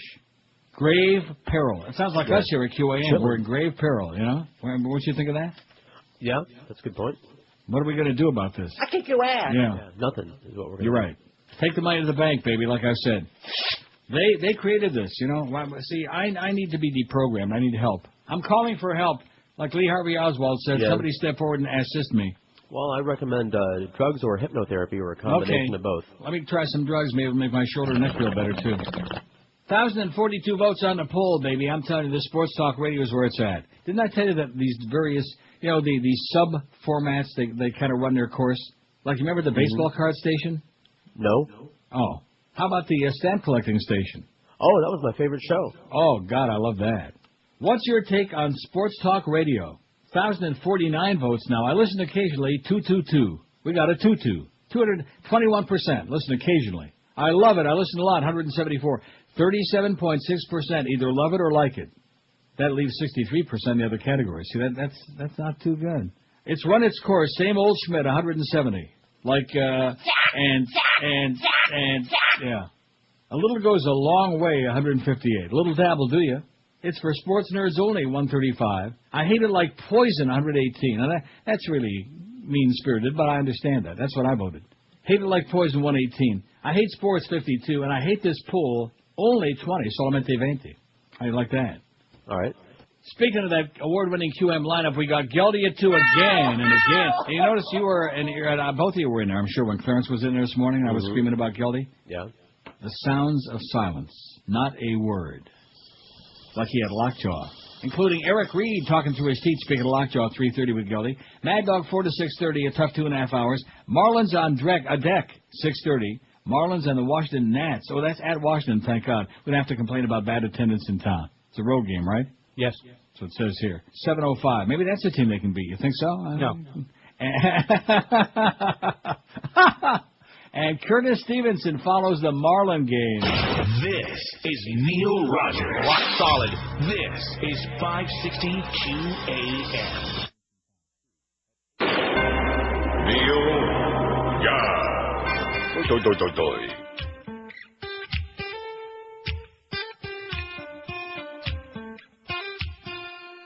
Here's a gift from my mommy, I wish you'd die. You showed up drunk at my school when I was 5. Because you're such a slut, I grew up with no daddy. And you dropped me on my head when I was 3. I'm singing, you left beer bottles in my crib at night. And the time you slept with my best friend's wife. Cause of that, there's just one thing that I want to say. Have a happy f***ing Mother's Day. Well said. 11:32 at 560. By the way, thank you, Mr. President, not only for those low gas prices, but for that strong American dollar. Oh, my God. You know the Canadian dollar is now over 90 cents? That's embarrassing. Embarrassing. It's not good news for this kid, I'll tell you that. When I first came up here a little over 4 years ago, it was 62 cents. 62 cents, and now it's over 90. The euro, which was down to 117 a while back, now it's up to like 127. And the British pound, which was like 177 for a long time, is now closing it on $1.90. Almost double. Nice going, Mr. President. The crappy American dollar, it's not worth a dime because of your incredible deficits and trade deficits. But nevertheless, see, nobody cares about that. Why do we care about that when we got those rapist lacrosse players at Duke? That's right. What's going on with that story? What's going on with that? And what's going on with all these lost heiresses and lost Aruba chicks and all this other garbage? Huh? That's the important stuff. Keep your eye on the balls, baby. That's where it's at. Keep your eye on it. Let's take about 400 calls. 5670560, pound 560. Ira Windbag, yay or nay? Thumbs up or thumbs down? Man, if we could get a lot more heat intensive. Thank God, I shouldn't say that because they're ahead 3 games to 2 now, right, Josh? Yeah. So if they win that series, which they're 1 game away from, that means it continues. I wish they would just lose already. Just get it over with. Not that I care one way or the other. I don't root for them or against them because I'm not interested in that crap. But just get it over with so we can talk about important stuff like the Marlins. WQAM, hello. I hate the Marlins. Yeah. Okay. Well, good for you. So how do you like that? See my psychic powers again? I hate the Marlins. We're already talking more about the Marlins. 5670560, and we hate you too, by the way. And pound 560 on the Verizon Singular Wireless line. That was David Sampson doing a voice. Just trying to stir the pot. If you stir it, if you sift out the seeds, George will smoke it. That's right. WQAM, hello. QAM. Yeah, I want to talk to Neil. Speaking. Hello? Yes, sir. Last night on the Daily Show with Jon Stewart, Madeline Albright was on. Yeah. And she was awesome. She basically said that Bush feels that it's God's will that he's in the White House, and that he doesn't have to question anything or anyone because whatever he does is right because it's basically ordained by God. Right. And said that they had this meeting of 13 prior White House chiefs, secretaries of state and everything. They thought it was going to be a give and take. It turned into a briefing, and he basically told them how great everything was going in Iraq and the whole bit and what a great job he's doing. When she finally got in front of him, she told him she agreed that they had no exit strategy. They didn't have enough troops when they went in. He was anticipating dancing in the streets, and didn't happen. Don't forget the candy and flowers, man. That's exactly right. And basically, when she said she wasn't going to be a potted plant, she was going to tell him how she felt, he basically told her, well, I flat out disagree, let the press in, and summarily dismissed her. Uh-huh. It was really a great interview. You go, Madeline. Yeah, she was hot. We need more of her. But, really was some insight into this guy's arrogance. Okay, thanks, Pally. Bye. Good luck to you. Ooh, what'd he say? But. 5670560. There's always a big butt Rectum. in the middle of everything, okay?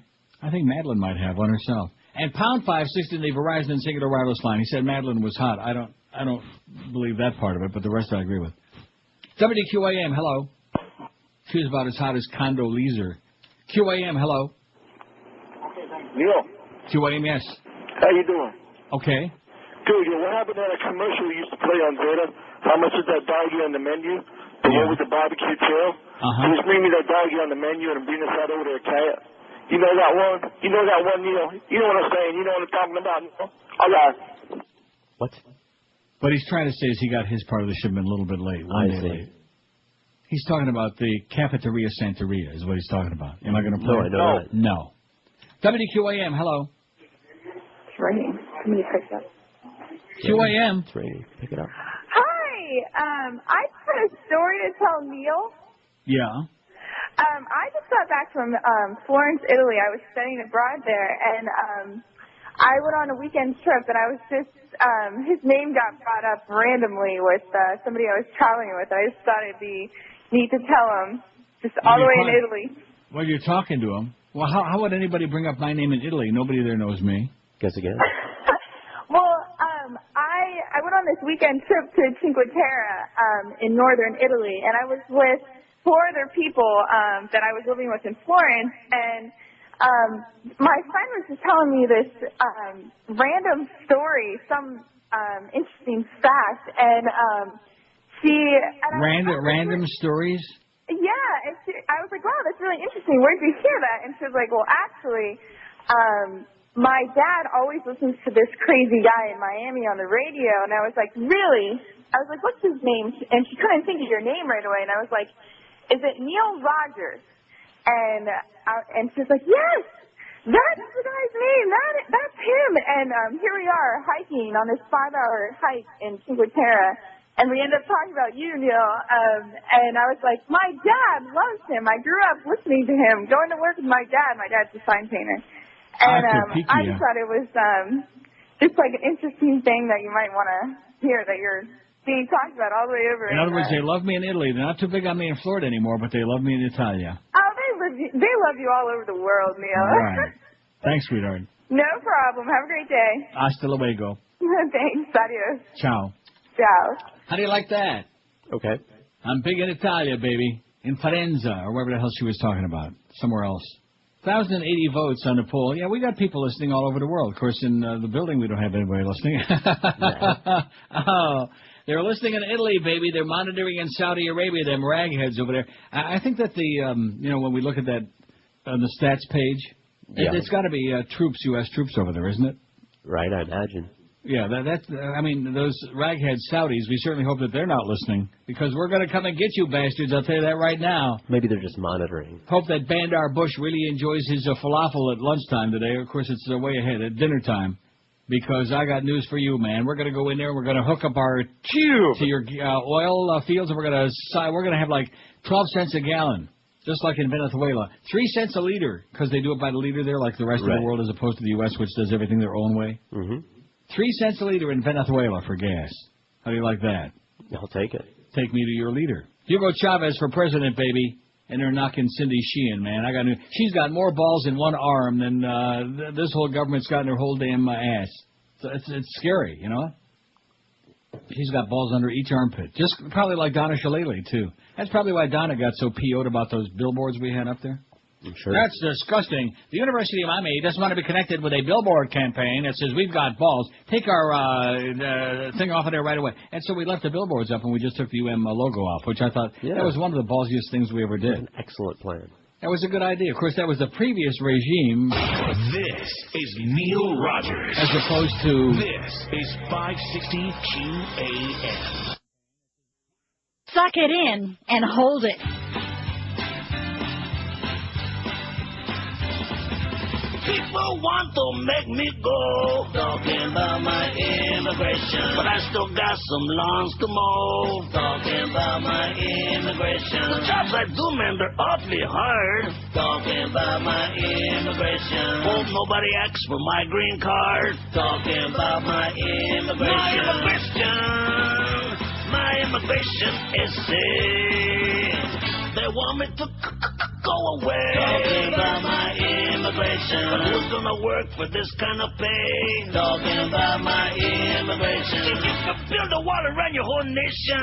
Talking about my immigration. Digging tunnels is my other occupation. Talking about my immigration. Alienation, baby. Hey, mister, need some dishes washed, man? Cut your bushes. Somebody will cut the bushes. Look at that. U.S. civilian contractor, 2 others killed near Nasiriyah, Iraq. Everything I thought was going well over there. Oh, we're fine. Everything's going really well.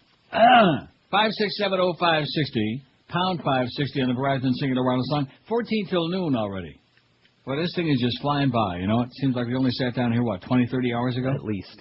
567, I just gave the number out. I'm giving it again because I don't see too much happening on there. And we want to take a real flurry, don't we? How about those Sabres, huh? Woo! What a spanking they gave the Flyers last night and that obnoxious Bobby Clark. Oh, I love it. Oh, my God, I watched 2 seconds of that. Did you really? Well, because my friend is from Buffalo and he cared about it. Sabres kicking ass, baby. Rick Jadderett was just ballistic, lad. He was great, as always. And then, of course, what was the other game? Oh, in Carolina, nothing could be finer than a win by Carolina as they eliminate those unctuous Montreal Frog Canadians. All you hockey people down there, you must really be having a field day. WQAM, hello. QAM. Neil. Yes, sir. Hey, man, I hear you callers calling in, and it's like, the thing to do is not to care about these things, like the oil and all this other stuff. They care too much, and there's nothing they can do about it. Yeah. It's like, for example, me, I switched to a motorcycle, $50, like 50 gallons, 15 miles per gallon. And when that's done, I'll switch to a tricycle. Right. And when the dollar is worthless, old Jeb Bush passed that gun law, so then, everything will work out in the end. Yeah, just go out and kill some people, right? Yeah, just go out and take what you want. That's right. Now you're talking. Walk wherever you want and take what you want, like Mad Max, and that's the way to do it. But the more they care, the less gets done, and, everything will continue on the same path as always. Well, at least these people are flapping their gums a little bit, as opposed to just burying their head in the sand. That's all I can say. Remember, they're making sounds, like the one George just made. Down the same path as always. Right, that's correct. Yeah, so they stormed the Bastille, nothing's going to get done. Kind of like us here at QAM, man, down the same path. You ever watch water go down the drain? Yeah. And it just accelerates in speed and like down a bathtub. It just goes faster and faster. And that does. Good luck to Callie. I'll see you at the OK Corral, okay? Okay. Yeah, I wasn't thinking of a bathtub analogy. Truly. Yeah. No, I'm not talking about that. I'm talking about like in a bathtub or like in a sink. Sure. You fill up the sink, and then you push that little plunger thing in, and you open it up, and then the water goes down, and you watch it, and it goes faster and faster, and that's us. And these people are still like, bada-beep, bada-boop. I mean, and like I said before, I'm not going to get all bent out of shape because there's nothing we can do, but it's just amazing to me that they're just, they haven't got a clue. Although we got Geldia, too, which rhymes with clue. And speaking of that, here's the promise. Here's the best part. And thanks to whoever sent this in. See, now here's the facts we got this morning that was worthwhile, as opposed to that Bonnie that kept sending that stupid-ass 5-page fax over and over. Well, why do they think, if they think they fax it like 40 times, that it's going to 40 times better chance? They've got a setting on their fax machine or their computer software to keep retrying if it gets canceled. But what do you mean retrying? If it gets canceled, I reach over there and cancel it, and no, it's going to start over from the beginning. See, that's your first mistake, is that cancel thing. Well, just let the 5 pages is better than like 80. I know. But you never know when they've got that setting set there until, it comes through again. We're going to find Bonnie and just kick her ass, I kick your ass. That's right. Here's the story, though. Poll, a third of youths can't find Louisiana on the map. A third. But, by the way, that wasn't fax. That was emailed, so.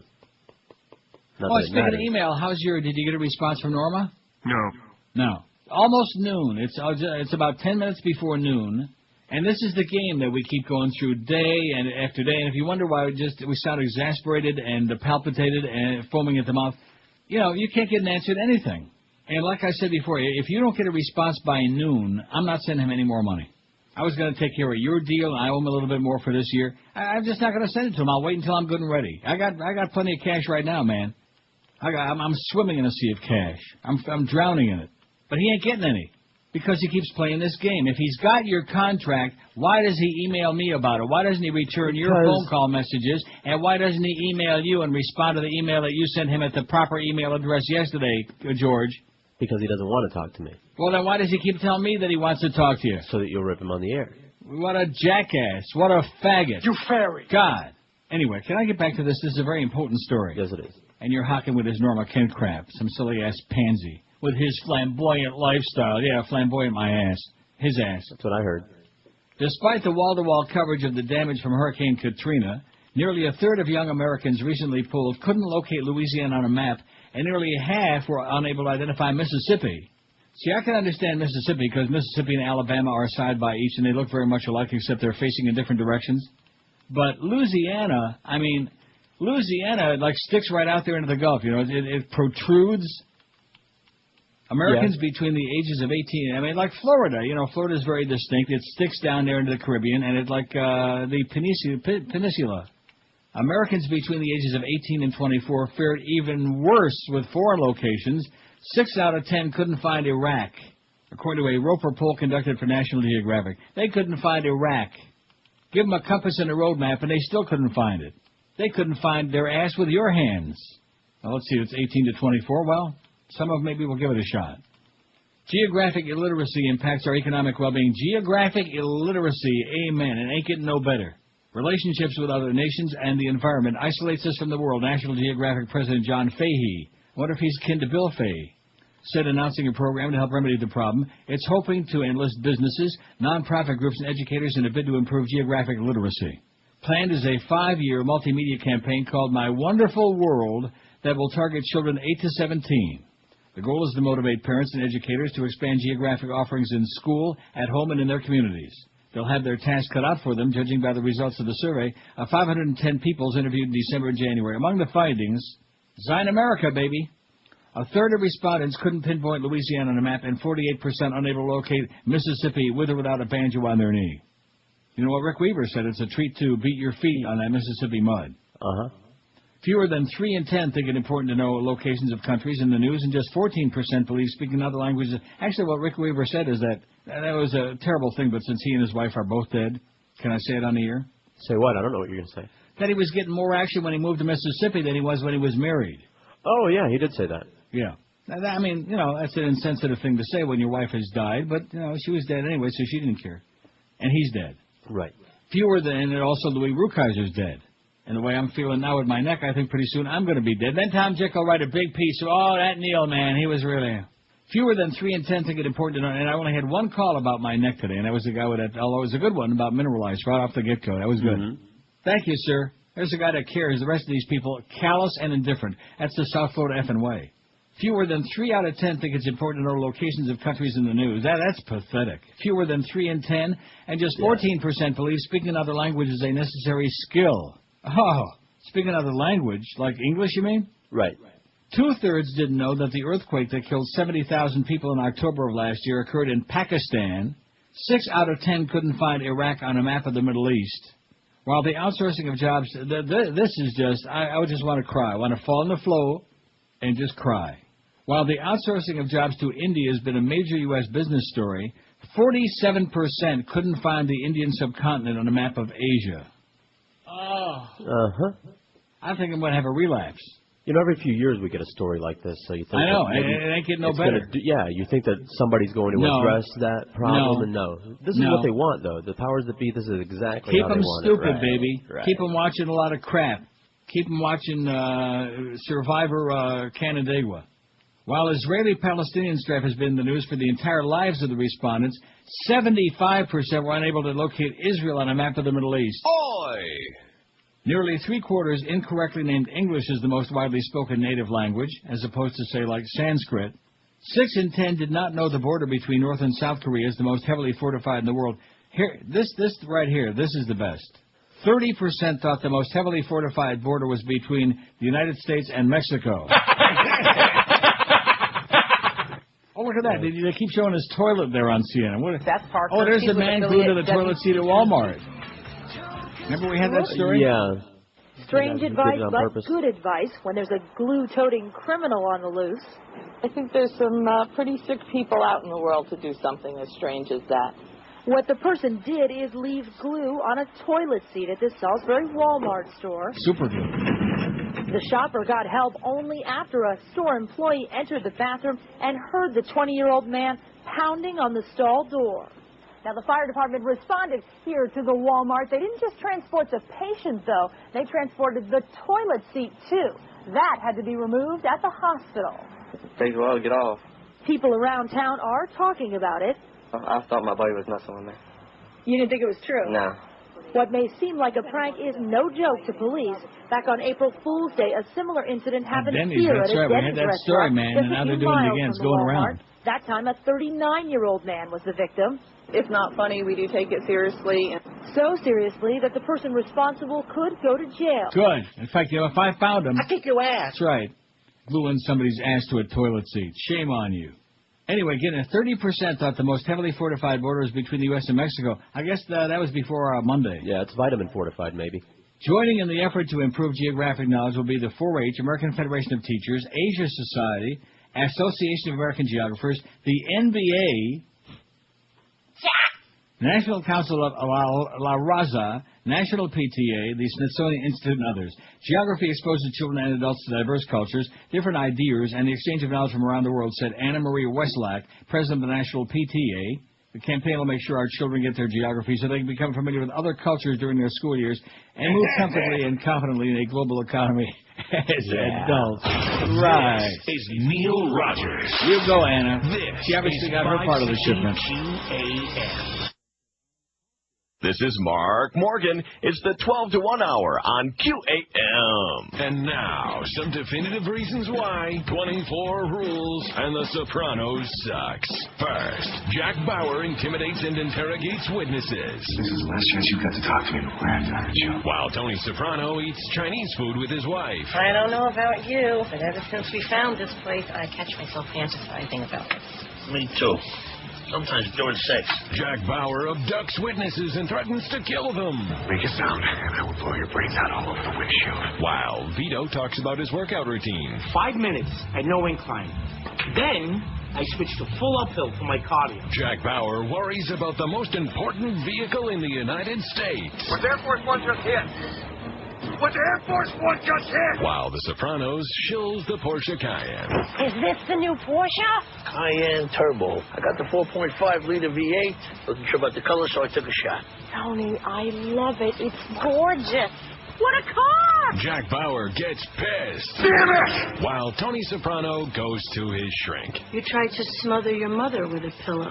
I grabbed a pillow, but just to keep my hands occupied. And these are just a few of the reasons why 24 rules and The Sopranos sucks. You know, I finally did a great self-diagnosis. It's my QAM allergies. Is that what it is? Because it's only when I'm in this room that I feel really crappy. When I get up and walk around, like I just walked into, out of here. Maybe that's what I've been suffering from. Man, and I felt pretty good.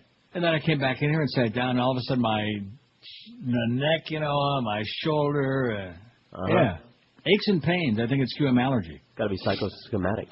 Psychoschematic. That could be it. We got 1,130 votes on there. My God, that's pretty impressive if you ask me. 1,130. That's more listeners than we have in some day parts. All week. In some gay parts. There's a great story coming over that's of special interest to you. And I clicked. Well, it's on the Sun Sentinel. I hate to break the news to you. Is that the Mexican story? I clicked. Oh, you saw it already? Yeah, it was on the news last night. About the drugs? Yes. Oh, then who cares? Maybe that's why it's not printing out yet. Well, no, it's important. In a bid to curb trafficking, Mexico to allow use of most drugs. I clicked to print it like during the break, early part of the break. It's still not doing anything. Huh. That's how much luck I'm having with this Sun Sentinel website. It sucks. So now now it's going to print. You want to know how I know that? How do you know that? Because this particular printer, fax, etc., is plugged into the same outlet as one light I have on the wall. Okay. And when it's going to print, the light flickers a little bit. It's Florida flickering light. It's Toronto flickering light. And so now it's printing out. So it'd be because it'd be bad on my neck to have to read it off the computer, off of that monitor. Mm-hmm, yeah, although it is a lovely monitor, though. It's my nice new NEC monitor I told you about. Mm-hmm. I think I ought to replace all of these monitors. Of course, that would indicate I may plan on being here more than a month. Mexican president, speaking of more than a month, man, it's not too far from the middle of June. And, of course, at that point, when I go on vacation and then come back to that summer schedule in Georgia's on Monday, Wednesday, and Friday. Oh, yeah. That's what I'm holding on for, man. I'm hanging on for the summer schedule. And then I'm going to hire a hitman. I'm going to hire Luca Brazzi to go in and clean that place out. Do some serious work in that joint. And by the way, noon has come and gone. Have you received an email from Norma? No, although let me check right now. Yeah, check it right now. I just checked it again. There was an email from TomPayne.com, but nothing from Norma Kent. You fairy. So, I guess that means I can have a wild day at the Woodbine today. I can just go nuts. I don't have to worry about that extra cash for Norma. Well, he must be pretty flush. Mexican President Vicente Fox, who's a real gangster and a crook, will sign a bill that would legalize the use of nearly every drug and narcotic sold by the same Mexican cartels he's vowed to fight during his 5 years in office, a spokesman said yesterday, and you already saw this story. Right, but I want to know more. Oh. Will they be selling it in stores? Well, here's a list. And can I order it through the Internet? The list of illegal drugs approved for personal consumption by Mexico's Congress. Oh, we're going to be seeing a reversal of that trend across the Mexican border. Oh, yeah. They're going to be, come on down. The list of illegal drugs approved for personal consumption by Mexico's Congress last week is enough to make somebody dizzy or worse, says Sam Enriquez. This story appeared in the L.A. Times. Reprinted, of course, in the Sun Sentinel, because what do they know? Cocaine, heroin, LSD, marijuana, PCP, opium, synthetic opiates, mescaline, peyote, psilocybin mushrooms, which I have no idea what, magic mushrooms. Magic mushrooms, right. Amphetamines, methamphetamines, and the per-person amounts approved for possession by anyone 18 or older could easily turn any college party into an all-nighter. Half a gram of coke, couple of ecstasy pills, several doses of LSD, a few marijuana joints, a spoonful of heroin, a partridge in a pear tree, 5 grams of opium, and more than 2 pounds of peyote, the hallucinogenic cactus. Watch out for the pricks. That's right. The law would be among the most permissive in the world, putting Mexico in the company of the Netherlands. Oh, no. Netherlands. Did I mention on the air about the piece that I saw? It was I think it was on NBC News a couple nights ago about the immigration thing. No. And they were talking about countries that have very strict, much stricter immigration policies, like the Netherlands. And they were showing that there's a 2-hour video that you have to watch and then pass a test before you're allowed to. Oh, we were talking about it. I don't know if you did mention it on the air. I don't think it was on the air though. The tolerance video there. Yeah. And for example, the people from like the Middle Eastern countries, like from Turkey and. Some of those schmata heads, they were saying, oh, well, we could never pass that test because if our friends back home or our families knew that we were living in that kind of a permissive society, they would, like, reject us and turn us out. Don't they have, like, men holding hands and kissing? And probably. No, they didn't have anything about men holding hands. That's what I heard on the story. Well, that's absolutely wrong, okay? All right. You don't have to go to the Netherlands to see men holding hands. You can see that right here any day of the week, okay? The point was that they show that on the video and say that this is the kind of stuff that goes on, so you better be able to handle it. They didn't show the whole video. They showed, and of course on NBC News they blotted out the boobies, but they showed boobies, and they showed women swimming naked, and they showed the red light district, and they showed the hookers, which are a few blotted out things, and they showed the people smoking big fat ones out there in the open on the dam rack, and then the guy got bada-beep, bada-boop, and, go back where you came from, okay, raghead? Critics, including U.S. drug policy officials, of course, already are worrying that it'll spur a domestic addiction problem, make Mexico a narco-tourism destination. Even the Netherlands, famous for coffee houses that sell small quantities of potent marijuana and hashish, forbids the possession and sale of narcotics. That is correct. Yeah. Coke, ecstasy, Viagra. Oh, my God. It's just, if you could see those people, and I use the word people so loosely. Well, maybe someday when you and Josh go to Amsterdam, you will. That's right. I'll be looking for those people. What are you talking about? No, they're looking for you. I have a feeling we'll find each other. Colombia allows personal use of marijuana, cocaine, and heroin, but not LSD or PCP or TCB or TSOP. Selling drugs or using them in public would still be a crime in Mexico. Anyone possessing drugs still could be held for questioning by the police. And, of course, when you go to jail in Mexico, that was in that story they had about the child prostitution the other night. Yeah. They just throw your ass in there and, maybe you get a trial, maybe not, and then after a while, when you start to die. There were two guys died in there, although I think they deserved it. Anyone possessing drugs could still be held for questioning by police. Each state could impose fines even on the permitted quantities the bill stipulates, but it includes no prison penalties. Maybe they'll slap on the wrist. Maybe they'll take away your straw hat. Lawmakers who voted for decriminalization, some of whom have expressed, maybe they'll pee in your burritos, I don't know. Some of whom have expressed surprise over the details of the bill, said it would be the first time to empower local police to make drug arrests and allow law enforcement in general to focus on intercepting large drug shipment and major drug. This makes no sense at all. This is in the Sun Sentinel. This paragraph is totally bogus. The law constitutes an important step forward by the Mexican state in its battle against drug dealing, said Eduardo Medina Mora, Secretary of Public Security and Mexico's top law enforcement officer. Presidential spokesman Ruben Aguilar said Tuesday that Fox would sign the measure, calling it an important tool in the fight against drug trafficking. Fox has avoided public comments on the bill, did not attend news conference about it. He's a crook. Silvio Berlusconi is out in Italy. He finally resigned it. Had that yesterday. Silvio Berlusconi, another crook. George W. Bush, another crook. Valerie Poontang, another crook. Most of the people in charge all around. Stephen Harper in Canada, another crook. Should I go on? Yeah, would you? No. What are you going to do about it? You boy. I was going to take, we're going to take a whole bunch of calls here, but then again, we get to this point now. We got to wait for the delay. 5670560 and pound 560 on the Verizon Singular Wireless line. What are you going to do? Nice college boy, huh? They want to get mixed up in the family business? Huh? Now you want to gun down a police captain, what, because he slapped you in the face a little bit? Huh? What do you think, this is the Army where you shoot him a mile away? You got to get him close like this. Bing! You blow their brains all over your nice side relief suit. Come here. Mwah! You're taking us very Oh, my God. I may have to watch that again this weekend, all three parts. I may have to watch the unexpurgated version. It's still as good. It's still just as good as good, even from the opening scene. Don Corleone. Very, very dark. Mm-hmm. If there was any critique of that movie, but the only problem is that it's supposed to be that way. Very dark, and the audio is very hard to understand. Especially now, if I watch it now with my ears plugged up, I probably couldn't understand it. I believe in America. Don Corleone. Yeah. WQAM, hello. WQAM, hello. Hey, Neil. Yes, sir. Hey, I think I'm going to move to Mexico. Yeah, it sounds like it. It sounds like I'll meet you down big there, rush. Big rush, if you pardon that expression. Thanks a lot, Neil. Okay, didn't say anything about oxys in there. Oh, great call. That was it. Two good ones in a row. And you notice the other one, who actually did make an attempt a few days ago to say something for the first time in years. Since we're punching up the calls screamless, he could say whatever the hell he wanted if he had anything to say, but it has nothing to say. So this business about what you won't put him on. How many years since we were screening calls? About 100? 100, right. Yeah. So obviously, Coke bottle eyes, you got nothing to say. I know what he's going to say. No, I know what he's going to say. I have no life. Yeah. Probably not that good of a voice, but same general gist. 11:55. Boy, that's scary. That's that station, WNMA, that there was that big piece in the Herald about that Colombian program and no speaking English. I guarantee they don't have 1,155 listeners all over the world, much less in South Florida. WQAM, hello. Neil, I was over in Carroll City this weekend at the store. We were smoking and drinking, and one of my homeboys brought you up, and I was like, man, I know Neil, man, he's down like 4 flat tires, and I was like, man, he's cooler than a polar bear's toenail. So okay, great. Good phony accent. I was just saying that the other day, too. Yeah, cooler than a polar bear's toenail. Word. Oh, I think my neck's starting to act up again. Maybe it's the phone that I'm allergic to. Maybe we should just take this whole phone system and just toss it out the window. Oh, those pigeons are out there dropping stuff on my patio. God, do I hate pigeons, man. They are just nasty. Dropping load. Maybe for your birthday next year, I'll get you a BB gun. Good. Dropping a memento. Man.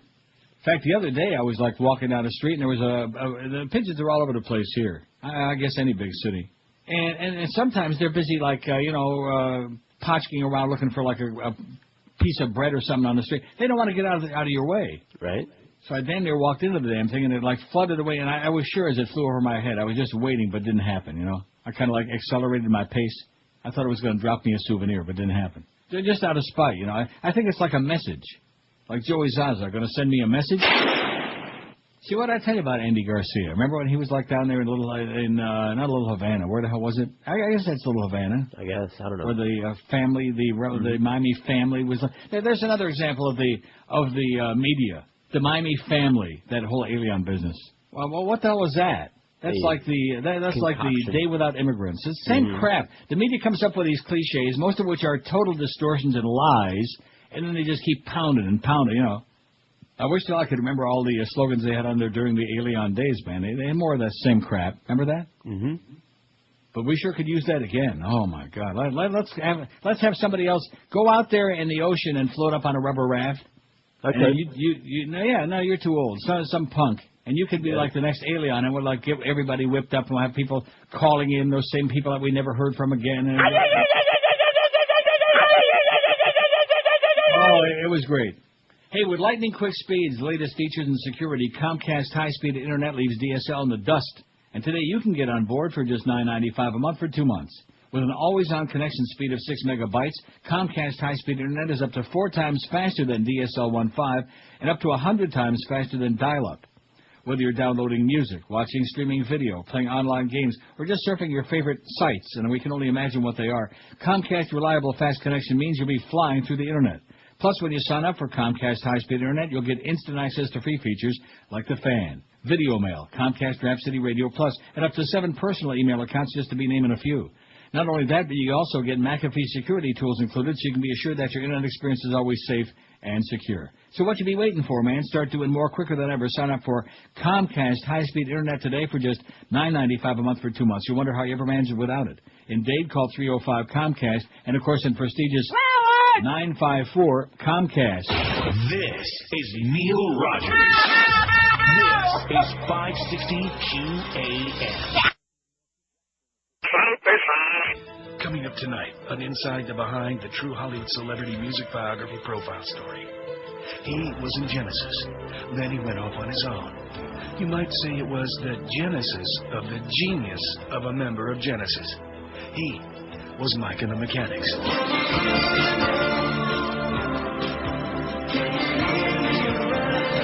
So Mike has this big hit in 1985, and he comes to me and says, we need another one right away.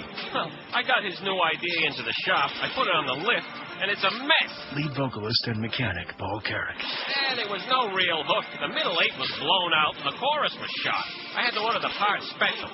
I say, look, let me keep it a while, like a year. Finally, the Mechanics returned the song at 10 times the original written estimate. Well, what are you going to do? These mechanics have you over a barrel.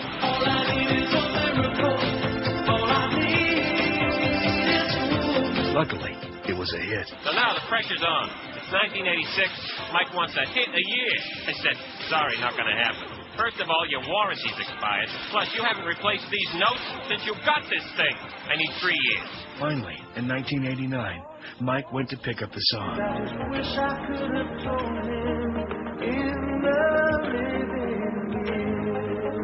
It went to number 1. But Mike says I'm overcharging. He leaves me, starts going to Quickie Lube. Those substandard bastards. But he never had another hit. So up his. Mike and the Mechanics. Come on, Mike, what were you thinking? You get a good mechanic, you don't leave. It's a big, juicy, sopping wet look at show business. Tonight, on Inside the Behind.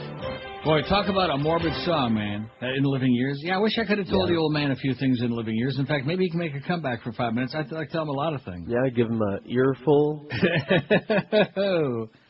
Oh, there you go. Did you hear that little beep? Taking my blood sugar right now. I'm just saying, I think I'm going to live when you come right down to it. That's the bad news for all the naysayers out there, all the hate mongers. Oh, and you know what it says? Error. Oh, I knew I did it wrong. Well, you're not going to live. I didn't have a big enough drop. Remember Marlon Brando? Just a drop. Remember that? Right. When they were sitting outside there and he poured him a little wine, just a drop. He was so good in that movie that it just defies the man. And to think that they almost didn't pick him. I know. Who did they want? They wanted James Caan to be the Godfather. Yeah, and Coppola had to fight. They had it.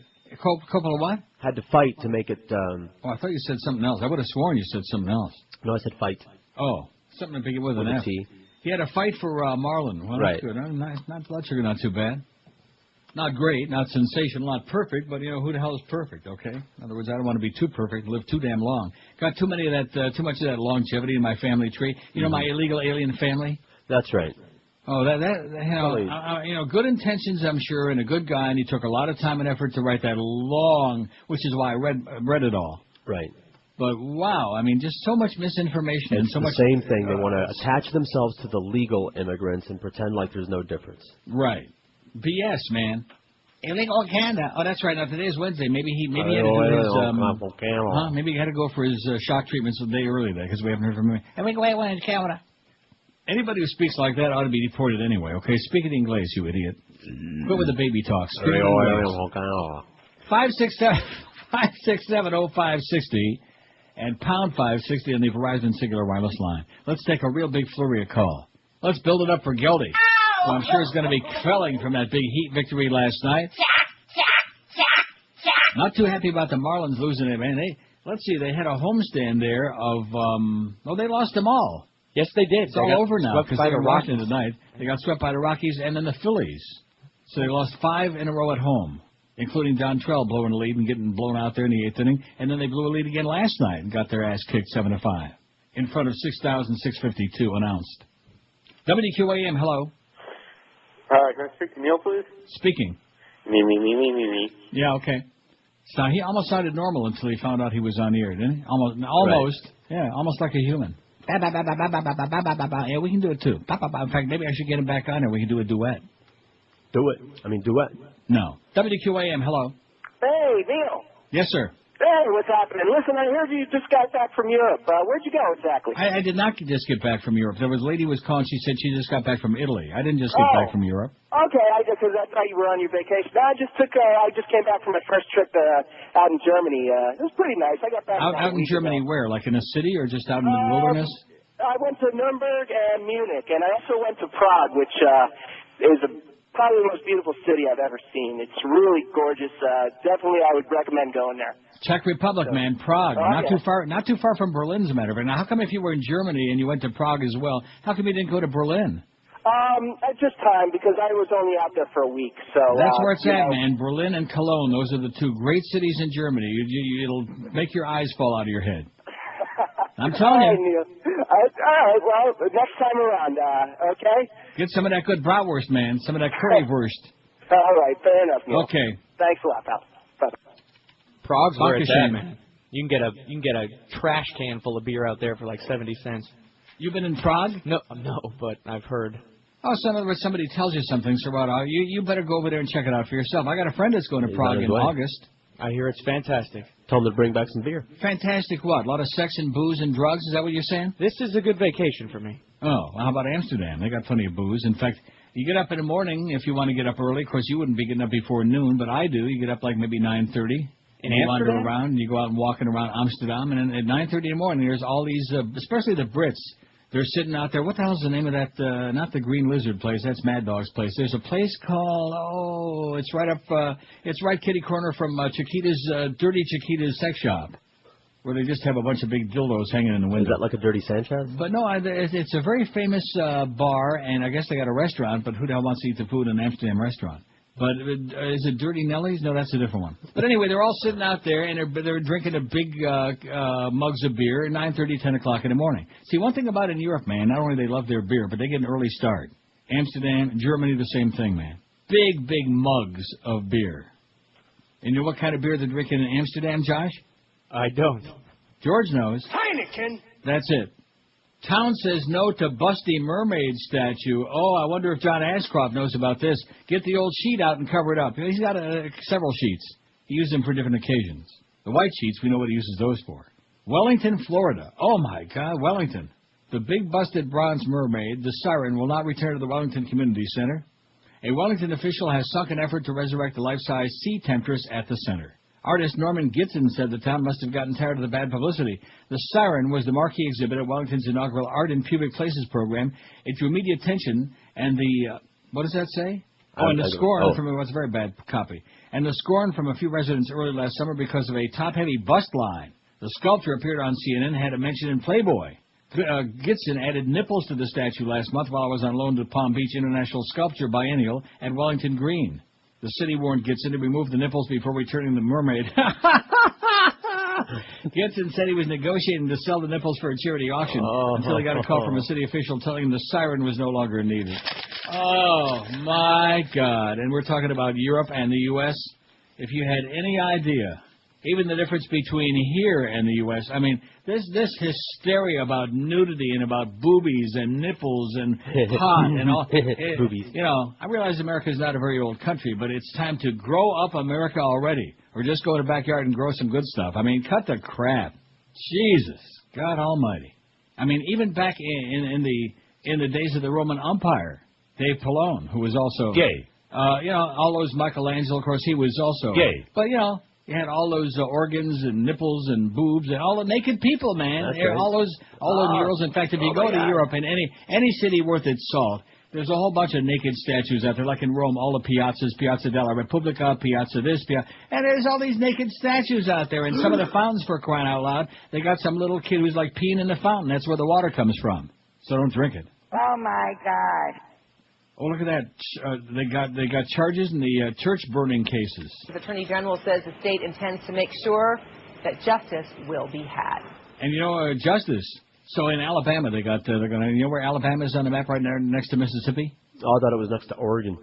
If you think you have termites in your home, call our good friends at Rid Pest Control today and get yourself a free termite inspection. Now is the beginning of the ugly, nasty termite season when they start chewing up everybody's house. Rid Pest Control uses that amazing orange oil treatment that kills termites and termite eggs 100% on contact. They're gone faster than you can say a Clarabelle's a clown. If you have termites, it's the best possible way to get rid of them, and you don't have to tent your house. I've told you this a million times, man. There's nothing more embarrassing than having to put a big circus tent on your home, speaking of Clarabelle and Bozo the Clown. You don't have to tent your home when you call Rid. No worrying about poisonous gas. No moving out or staying in hotels for days at a time. No worrying about food or your pets and your health. Because they treat your home with this amazing orange oil, you don't have to leave at all. In fact, when they're done treating your property, the only thing left behind is the clean scent of oranges for just a few days. You'll feel like you're in citrus country. It's true. If you have a termite problem, call Rid Pest Control right now and find out about this amazing orange oil, this treatment that kills termites and termite eggs 100% on contact. No tenting, no kidding, no BS, no games, just a fantastic, effective job every time. Call right now for a free no-obligation inspection, 1-800-447-4348. That's 1-800-447-4348. And when you call, be sure to mention Todd Dreck's name. They'll really appreciate that. 1-800-447-4348. This is Neil Rogers. This is 560 QAM. As he's ready to rock and roll, Jackson is now back in the studio working on his first album in 5 years. Thousands of children, they want love. They want to be touched. They want to be held. I see them there with all of them, crying away. They enjoy it. They want to be touched. I'm trying to throw off the I have a sick mind in here. I have a sick mind in here. It is wonderful. It's great. More love. It's great. My penis, it's not for sex. My buttocks, it's not for sex. The 47-year-old singer has kept a low profile since last year. Rectum. 1234, 26 till 1. I've got news. I don't understand. I guess if you have enough money, you can buy off anybody. Right. Because those people over there in Bahrain, those schmatheads, they're not too crazy about his kind. Now, what are you eating now? Granola bar. Oh, well, that's not good for you. I know. It's supposed to be, but it's not. It's not. It was cheap, though. You didn't get any lunch today? What the hell? Are you guys slipping or what? Yeah, I don't know what happened. We just or is Josh cutting back a little because he's porking up some? No, I don't know what you're laughing about. I looked twice at that picture, and I thought to myself, that can't be Josh Cordes because this guy looks pretty porky to me. You're a crazy person. Maybe it's just the expression. Well, we know that. Maybe it's just the expression on your face. You looked really like I was caught off guard. They look like they lied to you again, for the 8 millionth time. Like they just said, oh, hey, guess what, Josh? Here's your deal over there at Power. Over here at somewhere out on the street. They told me they were going to screw me, and then they snapped a shot. Boy, I got news for you. If it wasn't for Joyce, I got a line that would be so sensational right there. But I'll leave that to Duff. You fairy. After years of suing Internet users for downloading songs... By the way, speaking of the Internet, did they ever get that straightened out, your Internet thing there?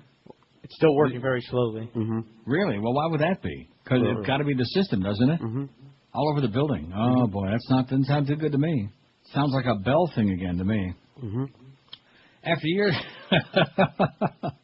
After years of suing Internet users for downloading songs illegally, the music industry is targeting pirates in 12 cities who copy CDs and DVDs for sale at street corners, flea markets, family-run shops, and even mainstream record stores. Executives identified the cities as Atlanta, Austin, Texas, Chicago, Dallas, Houston, L.A., Miami, New York, Philadelphia, Providence, Rhode Island, San Diego, and San Francisco. Miami. These were selected based on market surveys, earlier raids, and industry reviews of sales data suggesting lost sales over the past 5 years. We tried to narrow down the areas where we're going to focus, where we find the most piracy, said Brad Buckles. Oh, what a great name, Brad Buckles. Mary Faints and Brad Buckles, Executive Vice President for Anti-Piracy at the Washington-based Recording Industry Association of America, the trade group for the largest labels. The RIAA was releasing details of the new campaign today. The trade group estimates the industry lost $1 billion in CD sales last year. Oh, by the way, you didn't get your thing yet, huh? Your movie? By the way, it's not a copy. It's not a pirate. I spent money, Amazon.com, and I even got a new one. You know, see, I don't send you like some old, crappy, rehashed, old, used one. Right, like I do. What? Well, I sent you a copy. Yeah, and a copy that you sent me a broke-ass mouting, which not well, that that makes was any a difference. that was a pirate copy. That was a pirate copy. Well, don't be saying that. It's not even out on DVD yet. Is it? Hell, it's not. Is it? Well, just came out this month, I think, Uno de Mayo. I sent it to you like the week it opened. I don't want it. I don't want it. And by the way, Greg, if you want somebody to see the last part of it, you watch it, okay? Greg Reed, how he can show up there, man, this goes to show what an ego he's got. No brain, all ego. The mess that you left behind. You know, even my little dog, you know, even in his worst days when he left you like a little surprise there in your bedroom especially. Even he would like you. You'd look at him, you didn't even have to say anything. Just give him a look. He'd like, he'd crawl in a corner and like hide for 2 or 3 seconds. And then start making a lot of noise. But not Greg. Leaves behind 8,000 gallons of wild, infectious diarrhea in that building. And he's walking around, hey, tell me a little, you know, Mr. Hotshot. Guess what? We're unimpressed by your mess and your dress. Nice haircut, though. The trade group estimates the industry lost $1 billion in CD sales last year, including more than $300 million in losses blamed on underground sales or illegally copied discs. Police seized more than 5 million illegal CDs and arrested 3,300 people last year. The FBI raided a local music store outside Detroit in November that was selling CDs for $5 apiece. Agents found more than 100 recording drives, nearly 10,000 counterfeit CDs, and 1,400 DVD movies. You know what else? You're really slacking off. I guess I am. What's that? Because I guess, didn't somebody tell us that new Toshiba HD DVD player is out now? That's what they said. Which would mean that the new... But there just are no titles that I have interest in. I saw a movie last night, by the way, on my cable called Boogeyman. What the hell's his name again? That's embarrassing. I forgot now. I forgot too. And the movie was fine. The ending sucked. He was from Seventh Heaven. What the hell's his name? I like him a lot. A lot. I'm looking. Yeah, what was the movie again? It's Boogeyman is the movie with 2 O's. Of course, your thing is so damn slow. It's got and another. Barry Watson. It just came to me. Okay. It's Barry Watson. The Needle Watson. Quickly. Yeah, he had Hodgkins, and then he went off of that show, Seventh Heaven, and then he went and started making bad movies. The movie's okay, but the ending... See, this is the problem. Show me a movie maker that can make a good ending to a movie. I'll show you a great movie maker. You know, like Hitchcock. Yeah. But the problem is most movie makers, even the ones that make very good, suspenseful... In fact, I gotta tell you something. Tell me something. Very seldom do I see... Because I've seen all the horror movies and the violent movies... Very seldom do I get a movie where you get like a chill, you know, like about 3 times in that movie I got that. Really? You got the chills? Pretty, not the chills and fever. That's my neck. No, I'm talking about a chill go. The hair on well, I don't have any hair. Goes up your neck. Something. Maybe that's because I saw Barry Watson. Although that could be. Everybody had all their clothes on her. I thought there was going to be one naked scene there. You know, when his girlfriend goes in the bathtub, but then she disappears. You know. Remember the scene? You saw it. You've seen it. Yeah, I forgot all about it. It's okay. I would rate it I rated about a 7 for the first 2/3 of it and about a -10 for the last 15, 20 minutes. The Boogeyman. Well, the bottom line is he beat the Boogeyman there in the end, and that we're not really sure how. Cute, the little girl though said, he said to her, when you get scared, I learned as a child, be very quiet and count to 5. Remember the little girl in that movie? Mm-hmm. And she looked at him and she said, what happens when you get to 6? That was kind of cute. Urban and Latin music is overwhelmingly popular among pirates who copy discs. Probably many of those illegal aliens who were marching around there on Monday were peddling illegal discs. Maybe that's what my problem is. Maybe I have a slipped disc. Representing about 95% of all counterfeit CDs and DVDs seized in raids, according to Buckles, former head of the U.S. Bureau of ATF. Oh, nice job in Waco, by the way. Hell of a job. Almost 40% of discs seized last year were Latin CDs. Aha! See what I'm saying? With artists such as Jesse Morales and Los Originales de San Juan, even though the genre accounts for only 6% of the overall music market, those illegal CDs are especially popular in Texas, California, and Florida, the RIA said. Huh? I just mentioned that in passing. So how do you like that, huh? Bunch of lawbreakers. And I bet you they're doing that on the cheap, too, you know? No, they're only doing the finest quality illegal copies of CDs. I'll bet. Only using the best materials. Right. In fact, when you listen to the audio on those CDs, it kind of sounds like the audio on QAM, you know, like that. I'll tell you, I'm sure getting worked up. I don't have my shoes on, but I'm all dressed. I'm ready to go. I'm ready to find a good machine, man. And then, of course, tonight we got like 14 million in the 649 lotto, and then Super 7 on Friday is 35 million. And if I win either one of those, you're both going to be getting a nice envelope and a picture of me with waving bye. 1,203 votes on the poll, baby. 1,200 votes on our poll. That's more listeners than they got in the afternoon drive across the street. Of course, the only problem is it's also more than we got. Hey, all you horse racing fans and poker players, Pompano Park Racing and Poker's got all the gambling action you want, and also will feature simulcasting of the Kentucky Derby this Saturday, May 6th. Even people that don't care about horse racing get into the Derby. It's like the World Series, you know, the Stupid Bowl. You don't have to waste any extra gas. You drive any farther than you have to in order to watch and wager on the Run for the Roses. And don't forget, we'll be talking to Dave Johnson Friday morning, 11 o'clock. What's the horse I like? The one with the Canadian-owned, by the way, guy from Calgary owns that horse, Brother Derek, with Alex Solis. Pompano Park will feature early bird wagering on the Derby this Friday, May 5th, starting at noon. Then on Saturday, May 6th, Derby Day, you can watch and plunge on the Derby, plus the last two races from Churchill Downs. Come be part of the crowd as they root home the winner and the first leg of the Triple Crown. And Pompano Park will also have free past performance pages for the Derby field, too. Dick Feinberg will read them to you. Located just a half mile from both I-95 and the Florida Turnpike, Pompano Park is easy to get to, and best of all, like always, Pompano Park offers you free admission and free general parking every day. Live harness racing in the great smoke-free poker room open every Wednesday, Friday, and Saturday. Like today, poker gets underway noon. In fact, it's going on right now and goes on till midnight. And live racing gets underway nightly, Wednesday, Friday, and Saturday, 7:25 p.m., including tonight. Watch out for Bruce Ranger, the constant danger. And don't miss out on our, and by the way, I don't care what Dick Feinberg says, Eric Adele's having a hell of a year.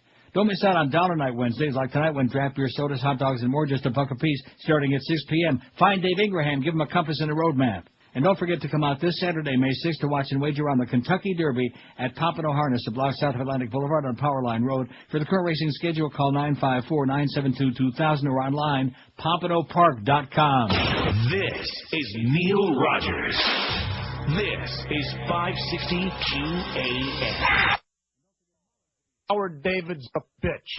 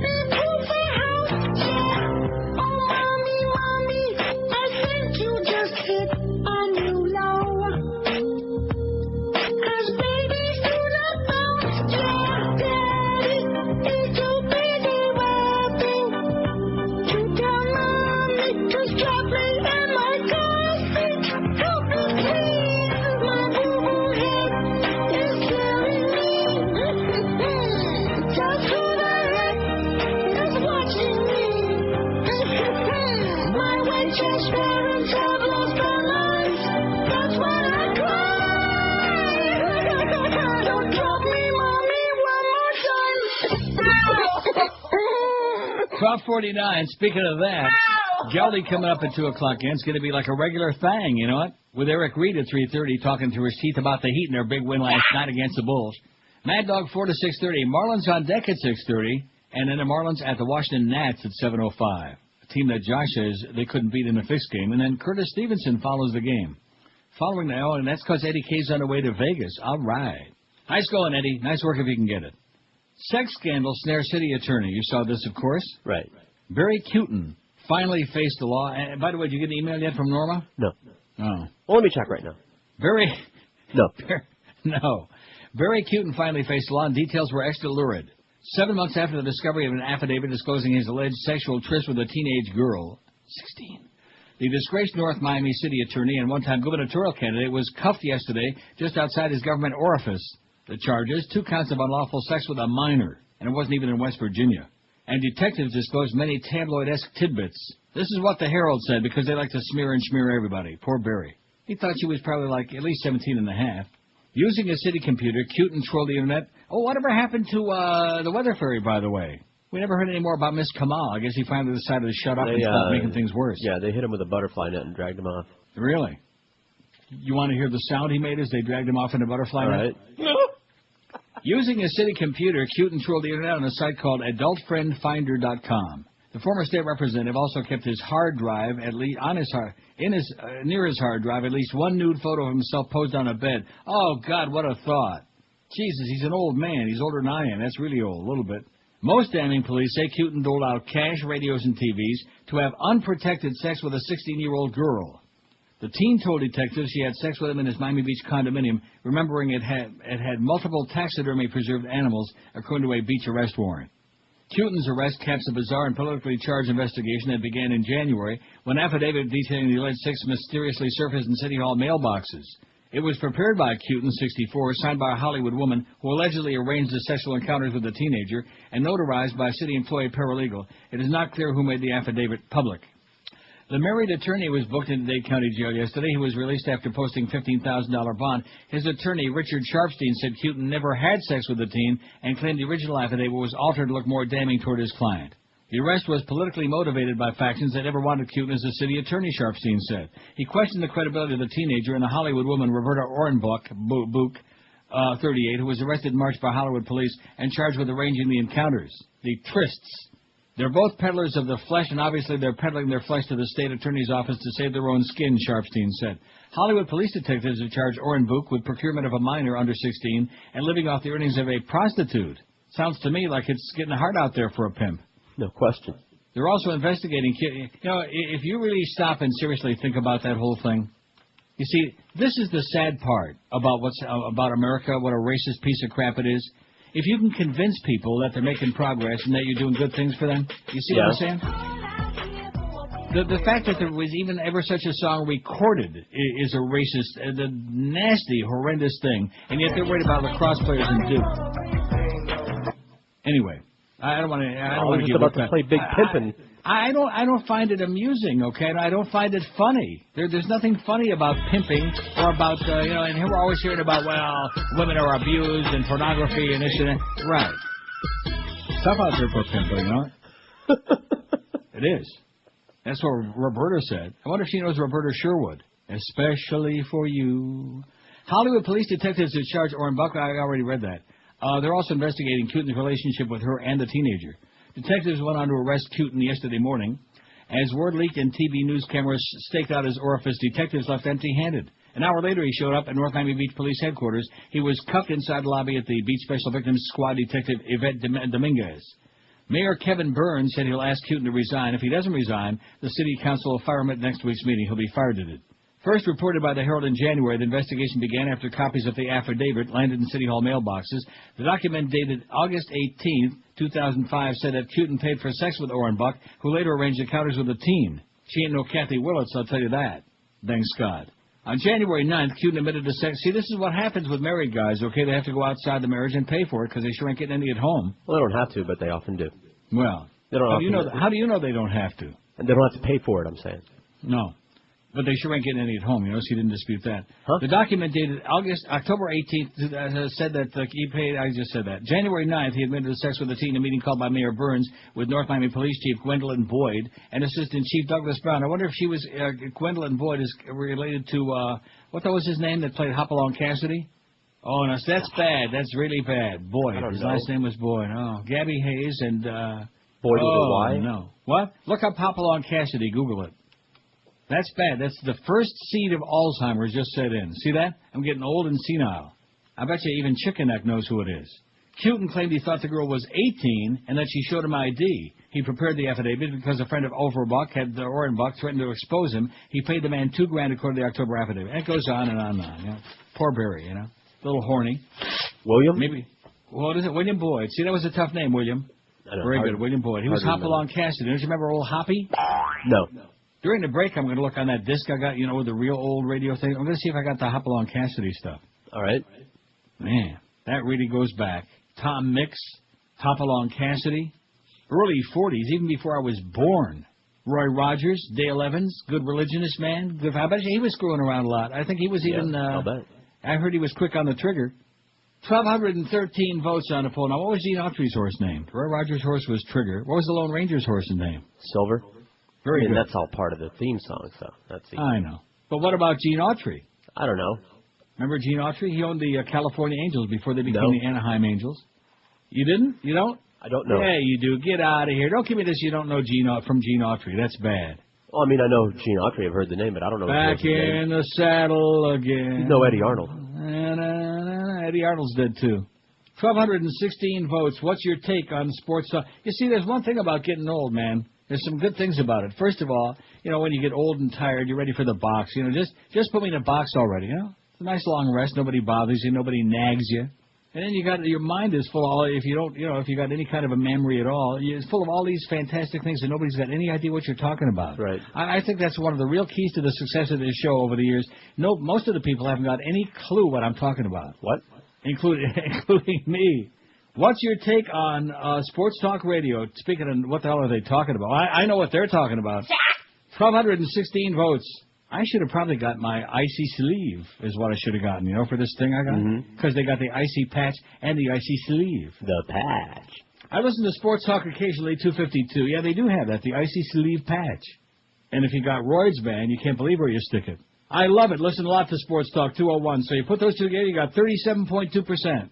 It's run its course. Same old Schmidt, 194. Oh, a little goes a long way, 189. A little dab will do us.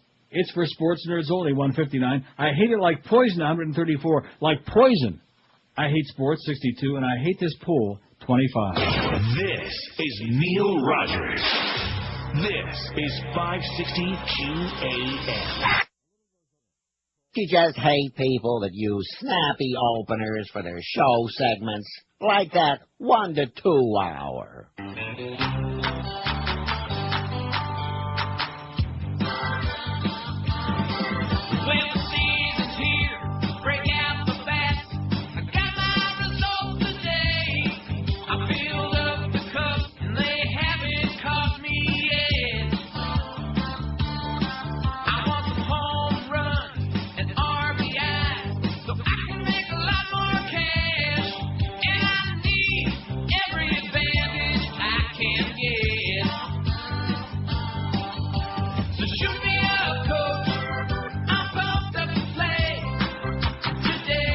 Rectum. Shoot me up, coach. They'll never find out. No way. 'Cause the juice makes me Major League. So shoot me up, coach. The Lone Ranger.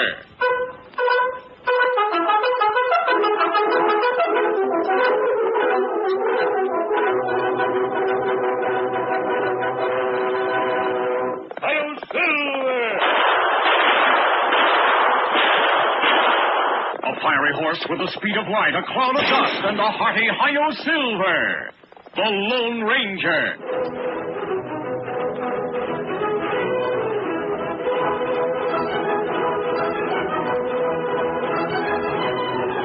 With his faithful Indian companion Tonto, the daring and resourceful masked rider of the wind led the fight for law and order in the early western United States. Nowhere in the pages of history can one find a... Do you hear what he said? Nowhere. ...greater champion of justice. Yes. Return with us now to those thrilling days of yesteryear. From out of the past come the thundering hoofbeats of the great horse Silver. The Lone Ranger rides again. I'll kick your ass.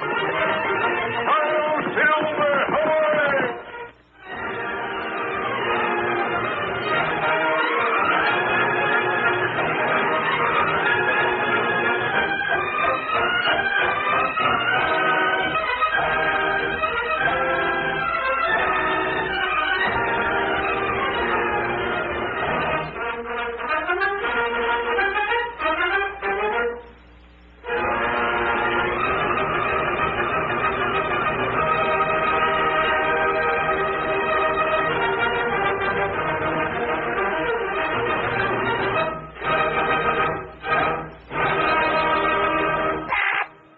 See, a really nice loud fart would have been perfect at the end of that. But yeah, would have. Joyce would have been very upset about that. I don't got no Hoppy Cassidy. Sorry, Hoppy. That's as close as I could. Although I did discover on this disc, I never played this before, I don't think. Folks, with this stethoscope, doctors can find out if you got a heartbeat. Bobby Darin in that. This is Dr. Jimmy Duran. He's saying if the doctors can't find your heartbeat, it's a catastrophe. And now I gotta go and use this stethoscope to see if my agent has a heart. Oh, here, Champion was the name of Gene Autry Resource. Thank you so much. Why is that loud? Woo!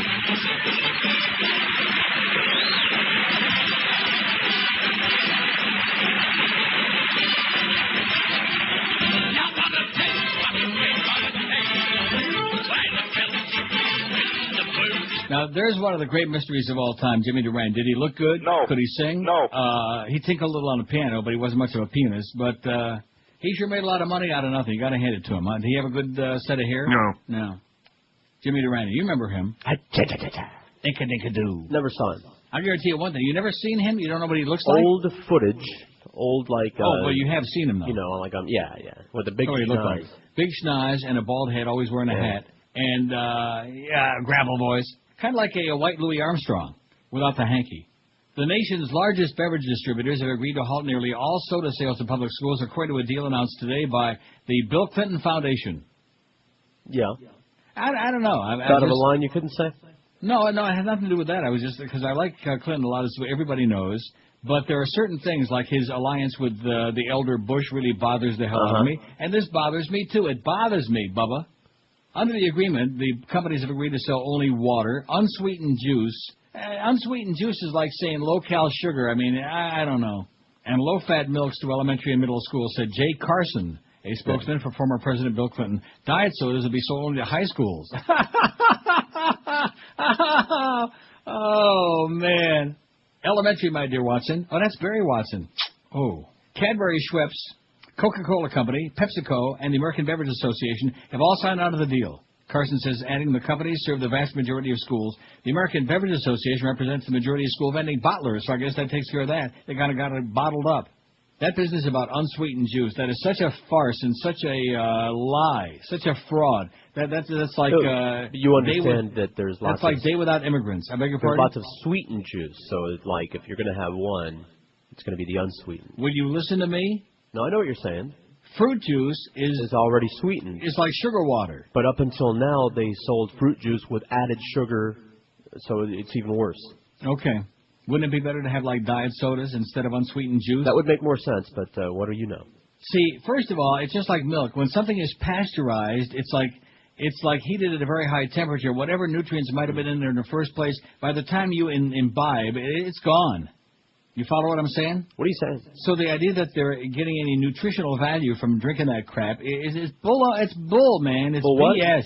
Bull milk? Bull milk. The deal follows a waiver regulation by school districts and state legislatures to cut back on student consumption of soda. Oh, my mom would have liked that. Quit drinking so much soda! Amid reports of rising childhood obesity rates, soda's been a particular... Well, you know something? Just out of protest... Take a swig of mine, too. Take a swig of my caffeine-free Diet Pepsi, which I like a lot. And if Bill Clinton don't like it, too bad. He's a good one to talk, man, with that McDonald's puppet that he had. You know, he's trying to do something good, I'll say that. He's doing a lot of good things, and he's working in Africa and doing all kinds of good stuff. If you just stay away from Bush the Elder, though, and stay away from that Hillary. You know, I know you really don't want to think about it. I don't want to think about it. There's an article by the columnist Jeff Cohen, not to be confused with the Jeff Cohen that you knew. But I just put it on for tomorrow on our website about tired of the Bushes and the Clintons. I think he's got a point, you know. Can't we find somebody new already? You know, we're not tired of Ted Kennedy yet because we like Ted, and he's basically the only one still alive anyway, except for some of the other underlings like Patrick. But I would agree with that. I mean, Swillery, she leaves me limp, you know. She is so politically transparent that it's like looking through a pane of glass. She's a pain. Right. Even Bubba said that. And a death wish. I don't care what the poll numbers say. You really believe that? You don't think she could beat Rudy Giuliani? John McCain with that puffy cheek? He's got a puffy cheek, you know. No, I don't think so. And he's been sucking up to Bush lately a lot. No, I don't think Death wish. Yeah. Even without Charles Bronson, man, the Democrats, maybe they should run Charles Bronson. He could be like the mascot. You son of a bitch. Democratic death wish. 1,231 votes. I think we got a real shot at 1,300 or close to it today. If we get to 1,300, Josh gets a big fat raise. I think we just ought to start making things up and then tell management that, well, this is this is the deal. Like I what? think that's a good idea. Making what up? Like you and Josh both just got a raise. I definitely think that's a good idea. Yeah, I got a and rise.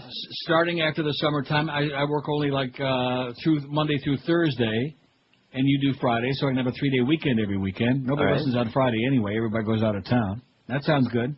And then for doing that Friday, George gets triple his pay. That's right. Yeah, let's just start making it up. We can call it Fat Fridays and I'll smoke fatty. I like that. Smoke a big fat one on Friday. Sounds good to me. And if we'd have done it sooner, we could have Fat Rich on Fridays on Fat. But a little late. Damn. Sorry. WQAM, hello. You know, sir, you're the problem with our society. Oh, stop. Go away. Go back. Your boyfriend kick you out or what? Huh? Lost. A little boy lost. Go stick your thumb in it and see what happens, okay? See what color it is when you pull it out of that plum. Purple? WQ. No, that means he voted in Iraq. Hello? QAM. Yes, sir. I got a liniment for Neil. You're talking to him. This is me. It really works. What is it? Okay. You're talking to him. This is me. Oh, Neil. Not the MSO. Oh, I'm sorry. I've got a thing for your aches and pains. It's called Bigelow oil. What is it? Bigelow oil. Bigelow oil, and they use it on horses, but people use it. Old people like you and me. Right. I bet you I could probably find some of that at Woodbine this afternoon. They probably all the horse manure got that Bigelow oil. I got it in Davie. Well, there you go. All the horse people, like I said. Okay, thanks a lot, Pally. I read it down. Bigelow oil. Okay, thanks. So I got my mineral ice. I'll try that. And then my Bigelow oil. And probably by the time I finish smearing all that, this will go away anyhow. I don't think I'm dying yet. But it sure is a pain in the neck. But mostly in here. Mostly when I'm in this room, man. Oh, man. Get the creepy, crawly feeling like you're somehow connected to QAM. Probably some other... Oh, yeah. This is kind of cute. Where is it? Oh, hi. My name's Dobie Gillis. Oh, I know what you want to hear, because you claimed you never saw this, and probably before you were born. If it ever played. There it is.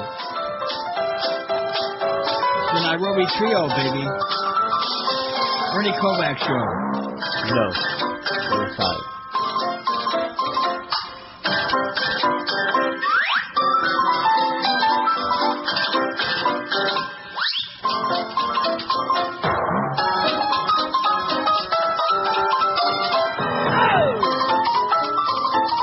He was great. Died in a car crash. He was married to Edie Adams, who did the White Owl spots because she had to make some money to stay alive after he died. Ernie Kovacs, he was great, one of the real pioneers. I'm sure you're very... Are you writing all this down? How did we get into this? You We started with Hopalong Cassidy somehow. It had to do with Boyd, you know? I wonder if William Boyd was related to Tug Boyd from Rockingham Park. This is Neil Rogers. Or Bobby Huntress. This is 560 Or Alex Winger. Neil, God. Shh. You must be very, very quiet. When colds and allergies have your nasal passages feeling like a plugged-up rabbit hole, Rabbit? Well, reach for the double-barreled relief of Sudafed. Like a shotgun in pill form, Sudafed hunts down the toughest sinus problems. there you are. Take that, congestion, and that post-nasal drip. So whether it's cold season, allergy season, or rabbit season, Kill the rabbit, kill the rabbit. reach for Sudafed. It'll blow away your wascally cold and allergy symptoms. Say, kids, what time is it?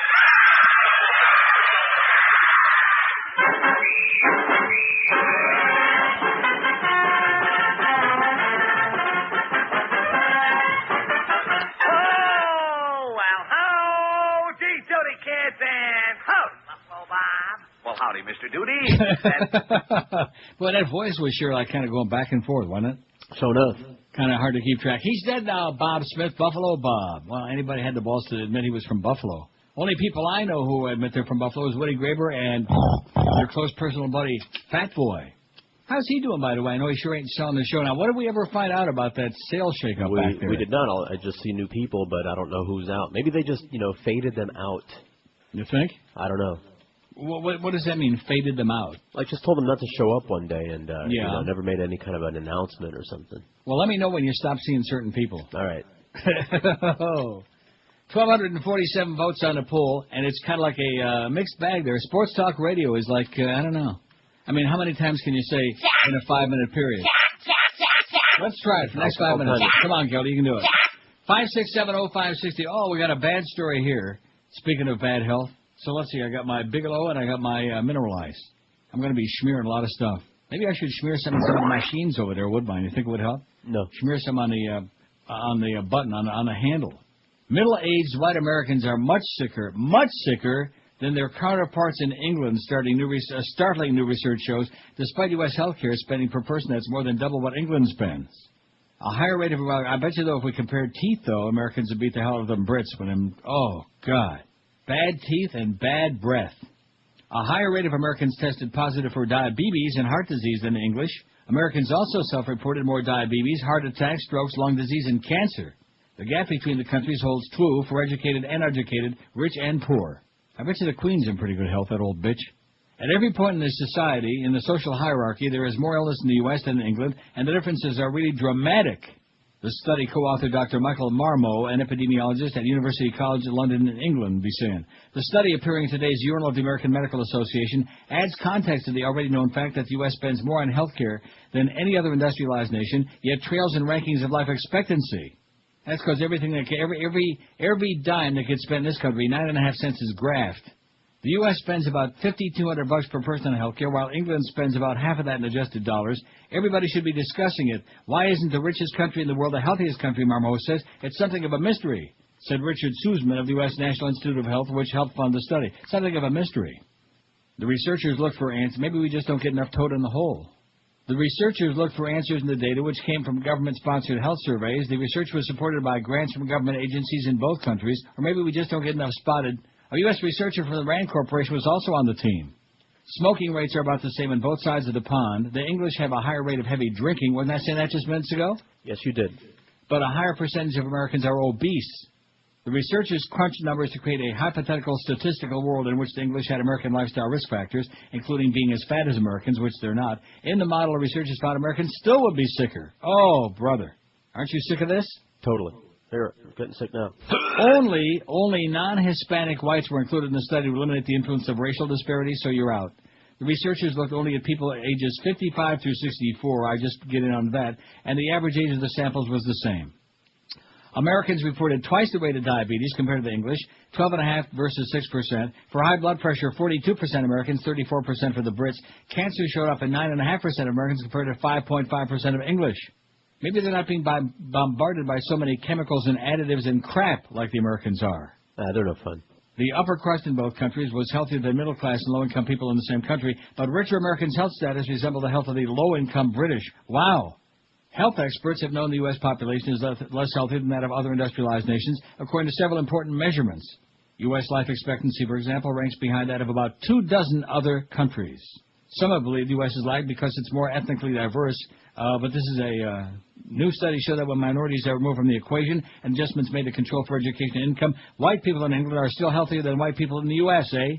As far as I know, this is the first study showing this, said Sussman, who called the results surprising, shocking. Oh, my God. Earlier studies have shown the U.S. does a poorer job than other industrialized countries at providing primary medical care to its citizens, especially to those with less education and income. Countries oriented toward providing good primary care basically do better in health, they said. Oh, there you go. That's why we're all sick. That's why every time you turn around, somebody's croaking. I'm dying over here. Just like that poor Louis Rukeyser, for Christ's sakes. 1,267 votes. Let's get a whole flurry of calls in here before Geldy comes on.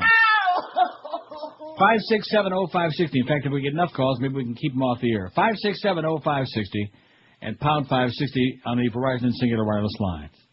WQAM, hello. Yeah, okay, good. That's it. That's a medley of your read. Well, you know, once that delay catches up, man, about 5-10 minutes, then they're going to be smoking. You're going to be joining in? Oh, I don't need an excuse. Probably most of these people are in the big caravan to D.C. to go to the Marlins game in Washington tonight against the Nats, wouldn't you think? Oh, yeah. WQAM, hello. 5670560. Let's see if we can keep this up till 2 o'clock. I like the direction we're going in right now. Oh, yeah? Just like yesterday when the numbers came in. You know which direction we were going in? Down. Whichever one is the closest to that bowl, that magic porcelain bus. WQAM, hello. Uh-oh. Look what just happened on there. I heard you click it. Oh, no. And nothing happened. Oh. Try it again like you mean it. No, it just came up and said, no, we're not connected anymore. Oh, boy. Operation timed out on the website. You know what that means. Well, what does that mean? We have no internet connectivity, which means you won't be able to control the phone. Well, why don't you punch one up? See if anything happens. QAM. Where's your material? I mean, you guys talk about the same thing day in and day out. Yeah, bend over and you'll find out. Okay? Yeah, keep punching them up. QAM. Hiya, QAM. Hey, George, how you doing? I need to pick your and Neil's brain. Pick away, man. Pick it. That's what Wilson said. Pick it. I'm painting this house, and every time I walk by this stupid fish mounted on a wall, I hear this song, and I need your guys' expertise. Sing along. Here we go. That's not it. This is it. The stupid fish sings this.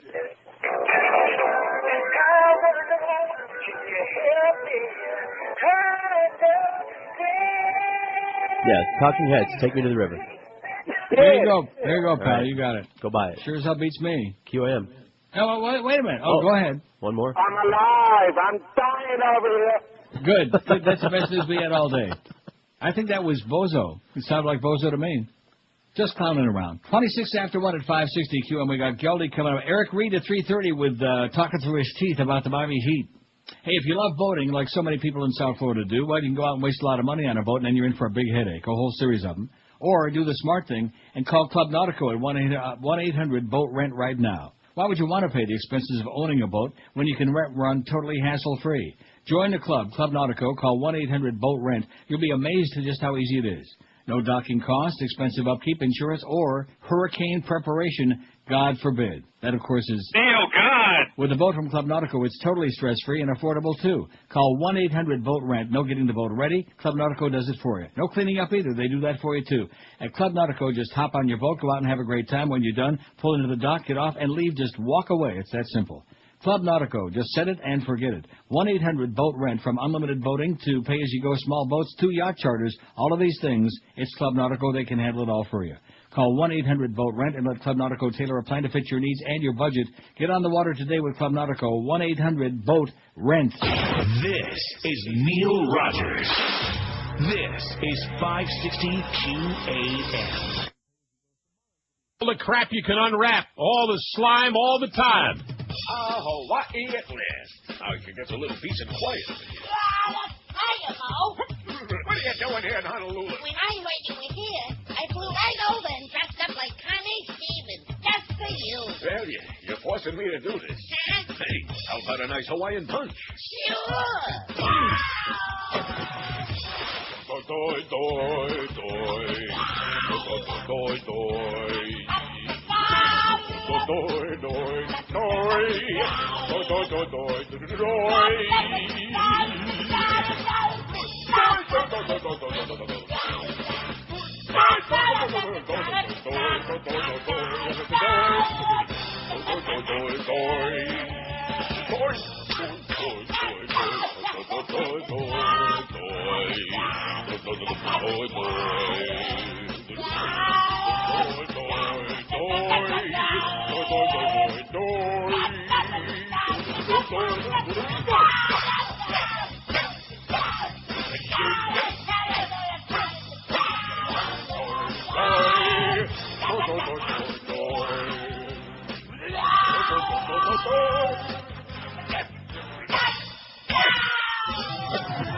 I kick your ass.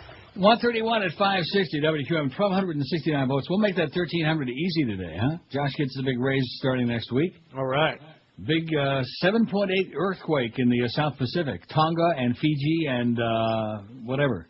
Tonga. Ever heard of Tonga? Yeah, I've heard of it. Never been there. Ever been there? Well, let's go. All right. See right now. It's a long way away, man. It's a long haul.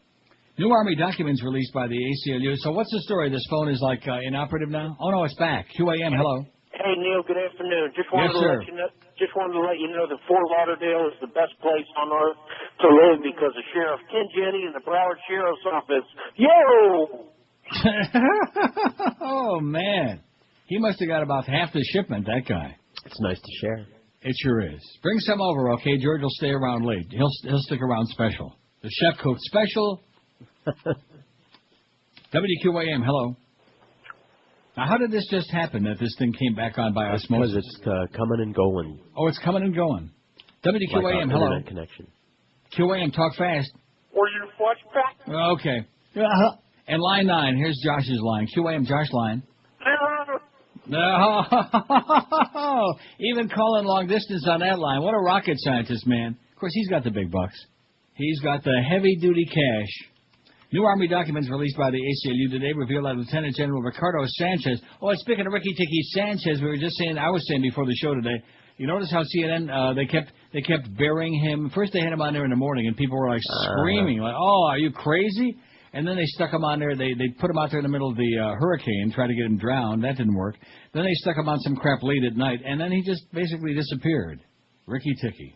Anyway, Lieutenant General Ricardo Sanchez ordered interrogators to go to the outer limits to get information from detainees. See, if I was really sharp, I would play the theme from the Outer Limits, which I do have it, but I'm not going to play it because I would put that disc on the flow. The documents also show that senior government officials were well aware of abuse in Iraq and Afghanistan before the Abu Ghraib scandal broke. When our leaders allow and even encourage abuse at the outer limits, America suffers, said Anthony Romero. I wonder if he's kin to Randy Romero, ACLU Executive Director. A nation that works to bring freedom and liberty to other parts of the world shouldn't stomach brutality and inhumanity within its ranks. This abuse of power was engineered and accepted at the highest levels of our government. What do you think that means, huh? I don't know. What does it mean? The ACLU said the document makes very clear that while President Bush and other officials assured the world that while what occurred at Abu Ghraib was the work of a few bad apples, well, they were in the outer limits. The government knew that abuse was happening in numerous facilities in Iraq and Afghanistan. Of the 62 cases being investigated at the time, at least 26 involved detainee deaths. The paper outlined the status of the 62 investigations. Cases included assaults, punching, kicking, beatings, mock executions, sexual assault of a female detainee, threatening to kill an Iraqi child to send a message to other Iraqis, stripping detainees, beating them and shocking them with a blasting device, throwing rocks at handcuffed Iraqi children, choking detainees with knots of their scarves, and interrogations at gunpoint. I just don't understand why we didn't get that candy and flowers for our guys. Do you? They're just in grates. Ungrateful bastards, schmata heads. Shame on you. Okay, that's enough. Who was that strange guy that was on Outer Limits? That was the narrator? I don't know. He was in The Day of the World. Maybe he was just in a lot of the episodes. I don't know. No, The Day the World ended. He played the outer space guy. No, not Vincent Price. Come on. You know the guy. Very strange. The Day the World ended? The Day the Earth Stood Still? That's what I just said. Michael Rennie? That's it. Now, did you know that? Did you look it up? No, I know Michael Rennie is the guy from The Day the Earth Stood Still. That's the guy, Michael Rennie. What the hell's wrong with you? Because of the Rocky Horror Picture Show lyrics. He was on Outer Limits a lot because he looked like a spaceman. He was a tall man. Tall, very thin, very strange. He had those eyes, you know. All six of them. 56705. He was maybe one of the original guys with the eyes. 5670560 and pound 560. But I bet you he did not have a David Cassidy blow-up doll. WQAM. Hello. Not there. And here's the only other one. QAM. Hey, Neil, how you doing? Yes, sir. Listen, about your neck and shoulder pain. Yeah. Don't rub it. Rubbing don't work. I'm going to give you the secret. It's inversion. Get yourself an inversion table. Go upside down. I'm telling you, it works. I had the same thing. What does that mean? Go upside down. What does that mean? An inversion table. You sit in it, you lean back, and you go over. But you don't have to go 90 degrees. You go like 45 degrees, and the pain is gone forever. How about 98 degrees? You can go that far if you wish. I'm about 75 degrees right now. Okay, thanks a lot, pal. He didn't get it. Yeah, you need to invert. He would know Nick Lachey from Nick Nolte. I don't like Nick Nolte, by the way. I don't know about you. If I see a movie with him in it, I'd move along. No, he's been in good movies in the past, but not for a long time. What's the one with Eddie Murphy? 48 hours. Oh, yeah. Okay. I know it's not for you because you don't like black people. Well, now, what kind of a comment is that? Well, you don't like Eddie Murphy. I liked Seven. William, what's his name was in that? Morgan Freeman, Fairchild. Yeah. 48 Hours was a very good movie. I think I've seen it. Comedy, violence, nudity. It was great. I think I actually seen it. for everyone. And he was also in a movie with Bette Midler. Oh, yeah. Down and Out in Beverly Hills. That's right. That was good. The first one was good, and then they kept making sequels. Yeah, Bad idea. They always do that. Bad move. WQAM, hello. Hey, Neely, would someone please get into Geldy's car and put some crazy glue on his feet so I don't have to listen to his whiny ass? Yeah, that's a good idea. Why don't you have Josh sneak out? You probably got a big tube of crazy glue in there somewhere, or Elmer's, one of those. Super glue would be good. Oh, Boker just caught up with the delay. Yeah. Michael Rennie was on One Step Beyond, not The Outer Limits. Oh. Now, was he like the host on that show or what? I don't know. In 30 seconds, we'll know. Seems to me I remember him at the beginning of one of those those Space Cadet shows. Michael Rennie was a very spacey kind of guy. Not as spacey as Kevin Spacey, and certainly not gay. WQAM, hello. All the pasta for me. WQAM, hello. Hello? Yes. Neil. Yeah. Hey, what's up, man? How you doing? All right. You saw the game last night? What game was that? The Heat and I saw a little bit of the Flyers and the Sabres. I saw the Sabres kick Philly ass 7-1. I saw that. Hey, George. Yeah, we don't care about your basketball crap, okay? Get lost, Julio. Get back on your inner tube, okay? Tube. Get lost. Sail away. Let's bring Elion back and exchange him for that punk. Saw the game last night. Bandwagon jumping phony piece of crap. Who the hell are you kidding, huh? Maybe he wants to elope with... I'd get that icy sleeve right now. I don't want to tell you where to stick it, pal. Rectum. But you do whatever you want. Whatever makes you happy. What a jerk. See the game last night? I tell you, I wouldn't want... Even though it really does look spectacular in HD, the NBA, any basketball game, any live sporting event, but I would say that basketball, I don't know why really, baseball looks great in HD, hockey is sensational, but basketball, even though I never watch it, in HD, man, it's stellar, it's spectacular. It's because you don't like black people. There's one or two white guys in there. No, it wasn't me. You're confusing me with Josh Cordes, who said he was glad that Steve Nash was going to be the MVP for the second year in a row because he's not glad to see a white guy get it. No, that was you, so now this is all not starting to make sense. Oh, yeah, that was me that said that. I wouldn't know Steve Nash from a Nash Rambler. How do you like that? But what does that have to do with Vic Perrin? Canadian. Good Canadian boy. With who? Vic Perrin was the narrator in the Outer Limits opening theme. What does that have to do with Michael Rennie? Well, because that's who you thought that was. But that voice. you just got to tell me the name of the other show. You're supposed to look that up and see who the narrator was. What was the name of the show? One Step Beyond. Well, he was the narrator on it. I'm telling you right now, man. If I'm lying, you're dying. No, that's the point. Well, what is the point? You thought Michael Rennie was on the Outer Limits, but he was on One Step Beyond. That's what I thought until Chickenette corrected me, okay? Right. But now you're supposed to verify he was the narrator of the... Just because he said he was on it, okay, doesn't mean he was the narrator. This is true. I'll get the whole report. Get on it. 141, man. Speaking of being on it, he's on helium, and he'll be here at 2 o'clock. In fact, a friend of mine told me he heard him the first time a few days ago, and he thought he was on... Remember I used to do the helium balloon thing? Oh, yeah, that was fun. He said, I've never heard anybody who sounded so much like they were on helium. He's aghast, that Gildy. You know, being outdoors in South Florida, you really need comfortable shoes. The only place you want to take your Tootsies is Brandy Shoes in Pompano Beach, because they got the unbeatable combination waiting for you. Kevin All the Conway. top brands. What is it? Kevin Conway was the control voice. Coach Conway? Right. Brandy's carries all the major brands like Florsheim, Echo, Mephisto, Rockport, Hush Puppies, New Balance. Don't interrupt me now. Or... I kick your ass. And tons of other name brands in all sizes for men and women. They even carry wide widths and hard-to-find sizes for those of you with out-of-this-world freaky feet.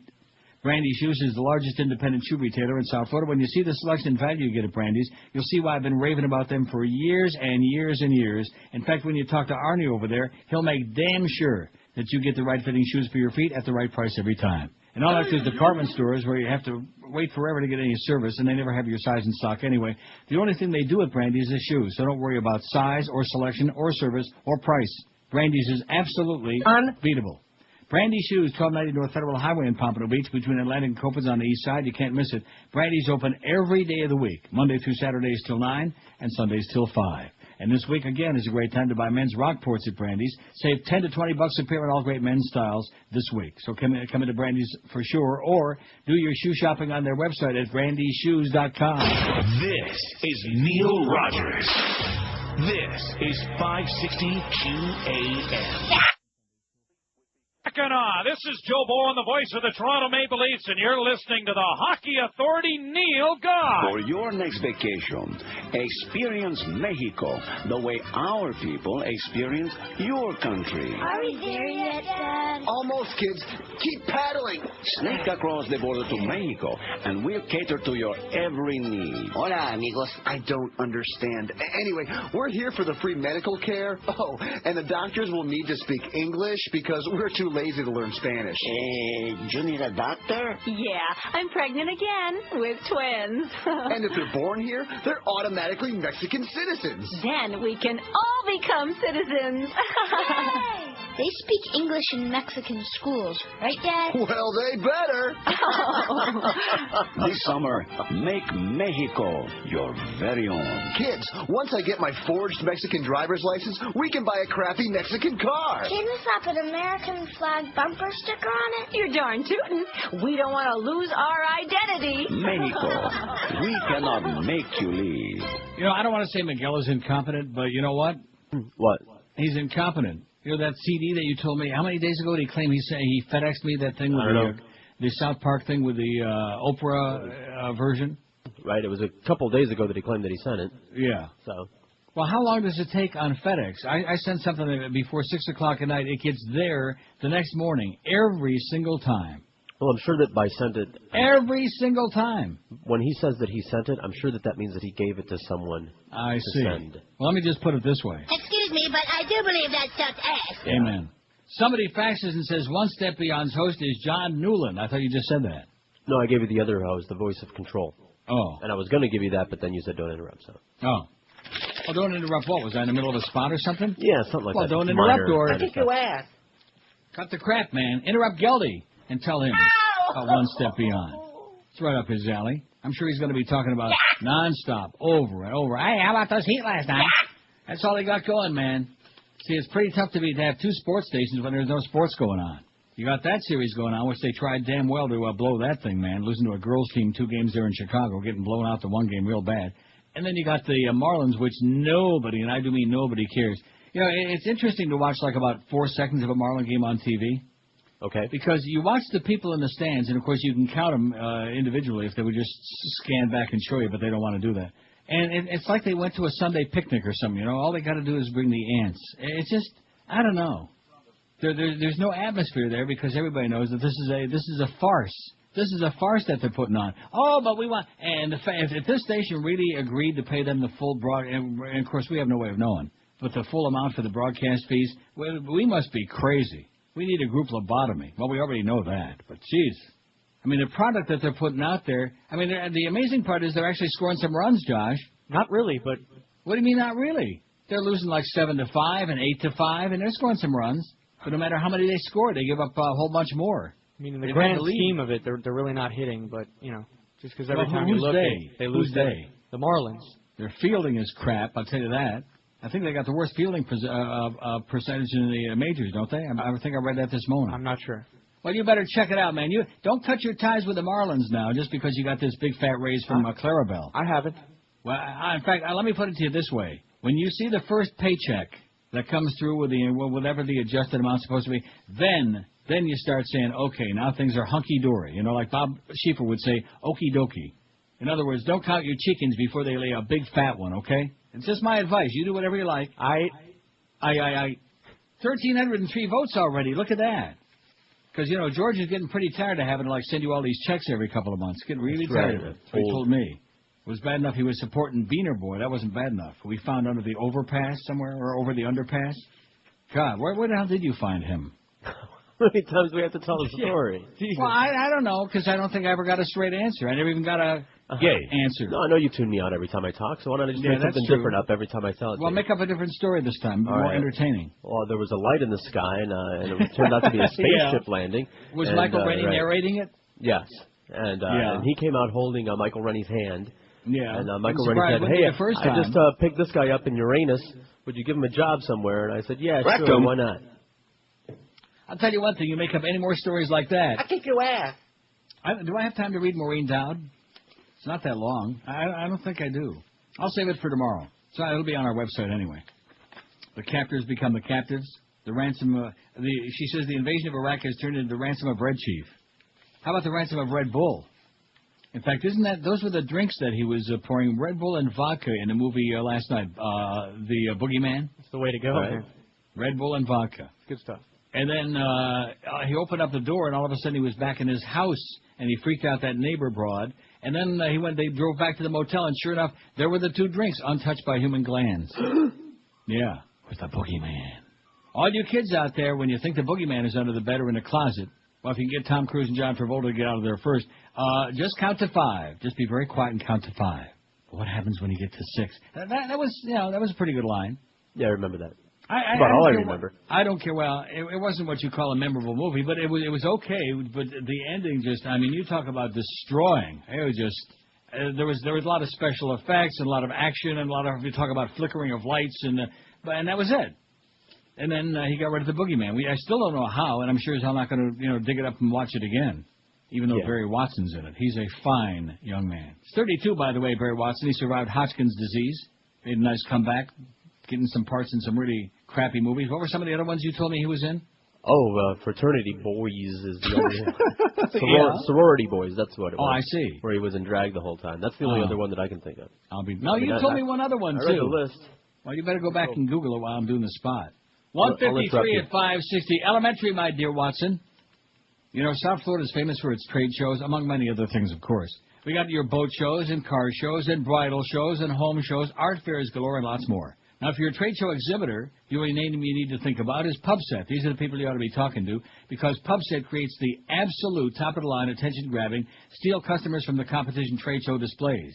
Call 954-772-7275 right now, and PubSet will get you all set for success.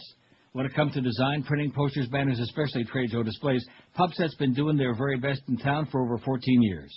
Call 954-772-7275. Write it down for PubSet, 954-772-7275. From design to setup, PubSet can handle all your trade show needs, and rest assured that PubSet will separate you from the competition. Don't look second rate, because you only get one chance to look great. PubSet's the smart way to go, and be sure you're going to come out on top. 954-772-7275, or online, it's PubSetSF.com. For top-notch design, trade show graphics, and displays, PubSet be the way to go. Look for my ugly, grotesque-ass picture on their building along Dixie Highway, just north of Commercial Boulevard. Call PubSet today, 954-772-7275. This is Neil Rogers. This is 560 QAM. The dialogue on the TV show 24. It's not you. They mumble and whisper. The following takes place between 1 a.m. and 2 a.m. Jack, we've got a new lead on the Sing-Talk gas. What's that, Jack? I'll call him 7. I gotta call you. I didn't get that. Why are you getting mad at me? I just can't... No, stop looking at me. I just can't understand you. 24. If your volume's not on 24, you can't hear poop. I'm not going to tell you anything, Jack Bauer. Where's the Sing-Talk gas? What? The Sing-Talk gas. I have no idea what you're talking about. Show me where the Sing-Talk gas is. I'll tell you anything you want. Just tell me what you're saying. Oh, my God. This is driving me crazy. 24. The only way you'll be able to understand what's happening is if you use your closed captioning.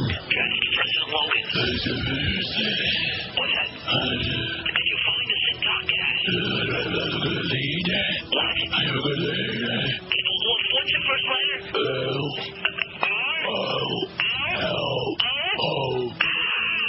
24, where even the SAP button can't help you. No podemos buscar sin tocar. ¿Qué? No comprende.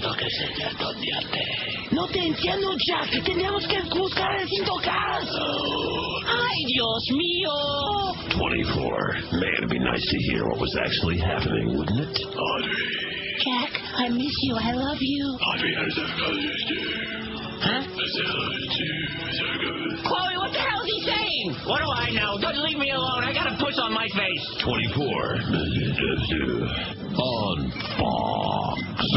Bye.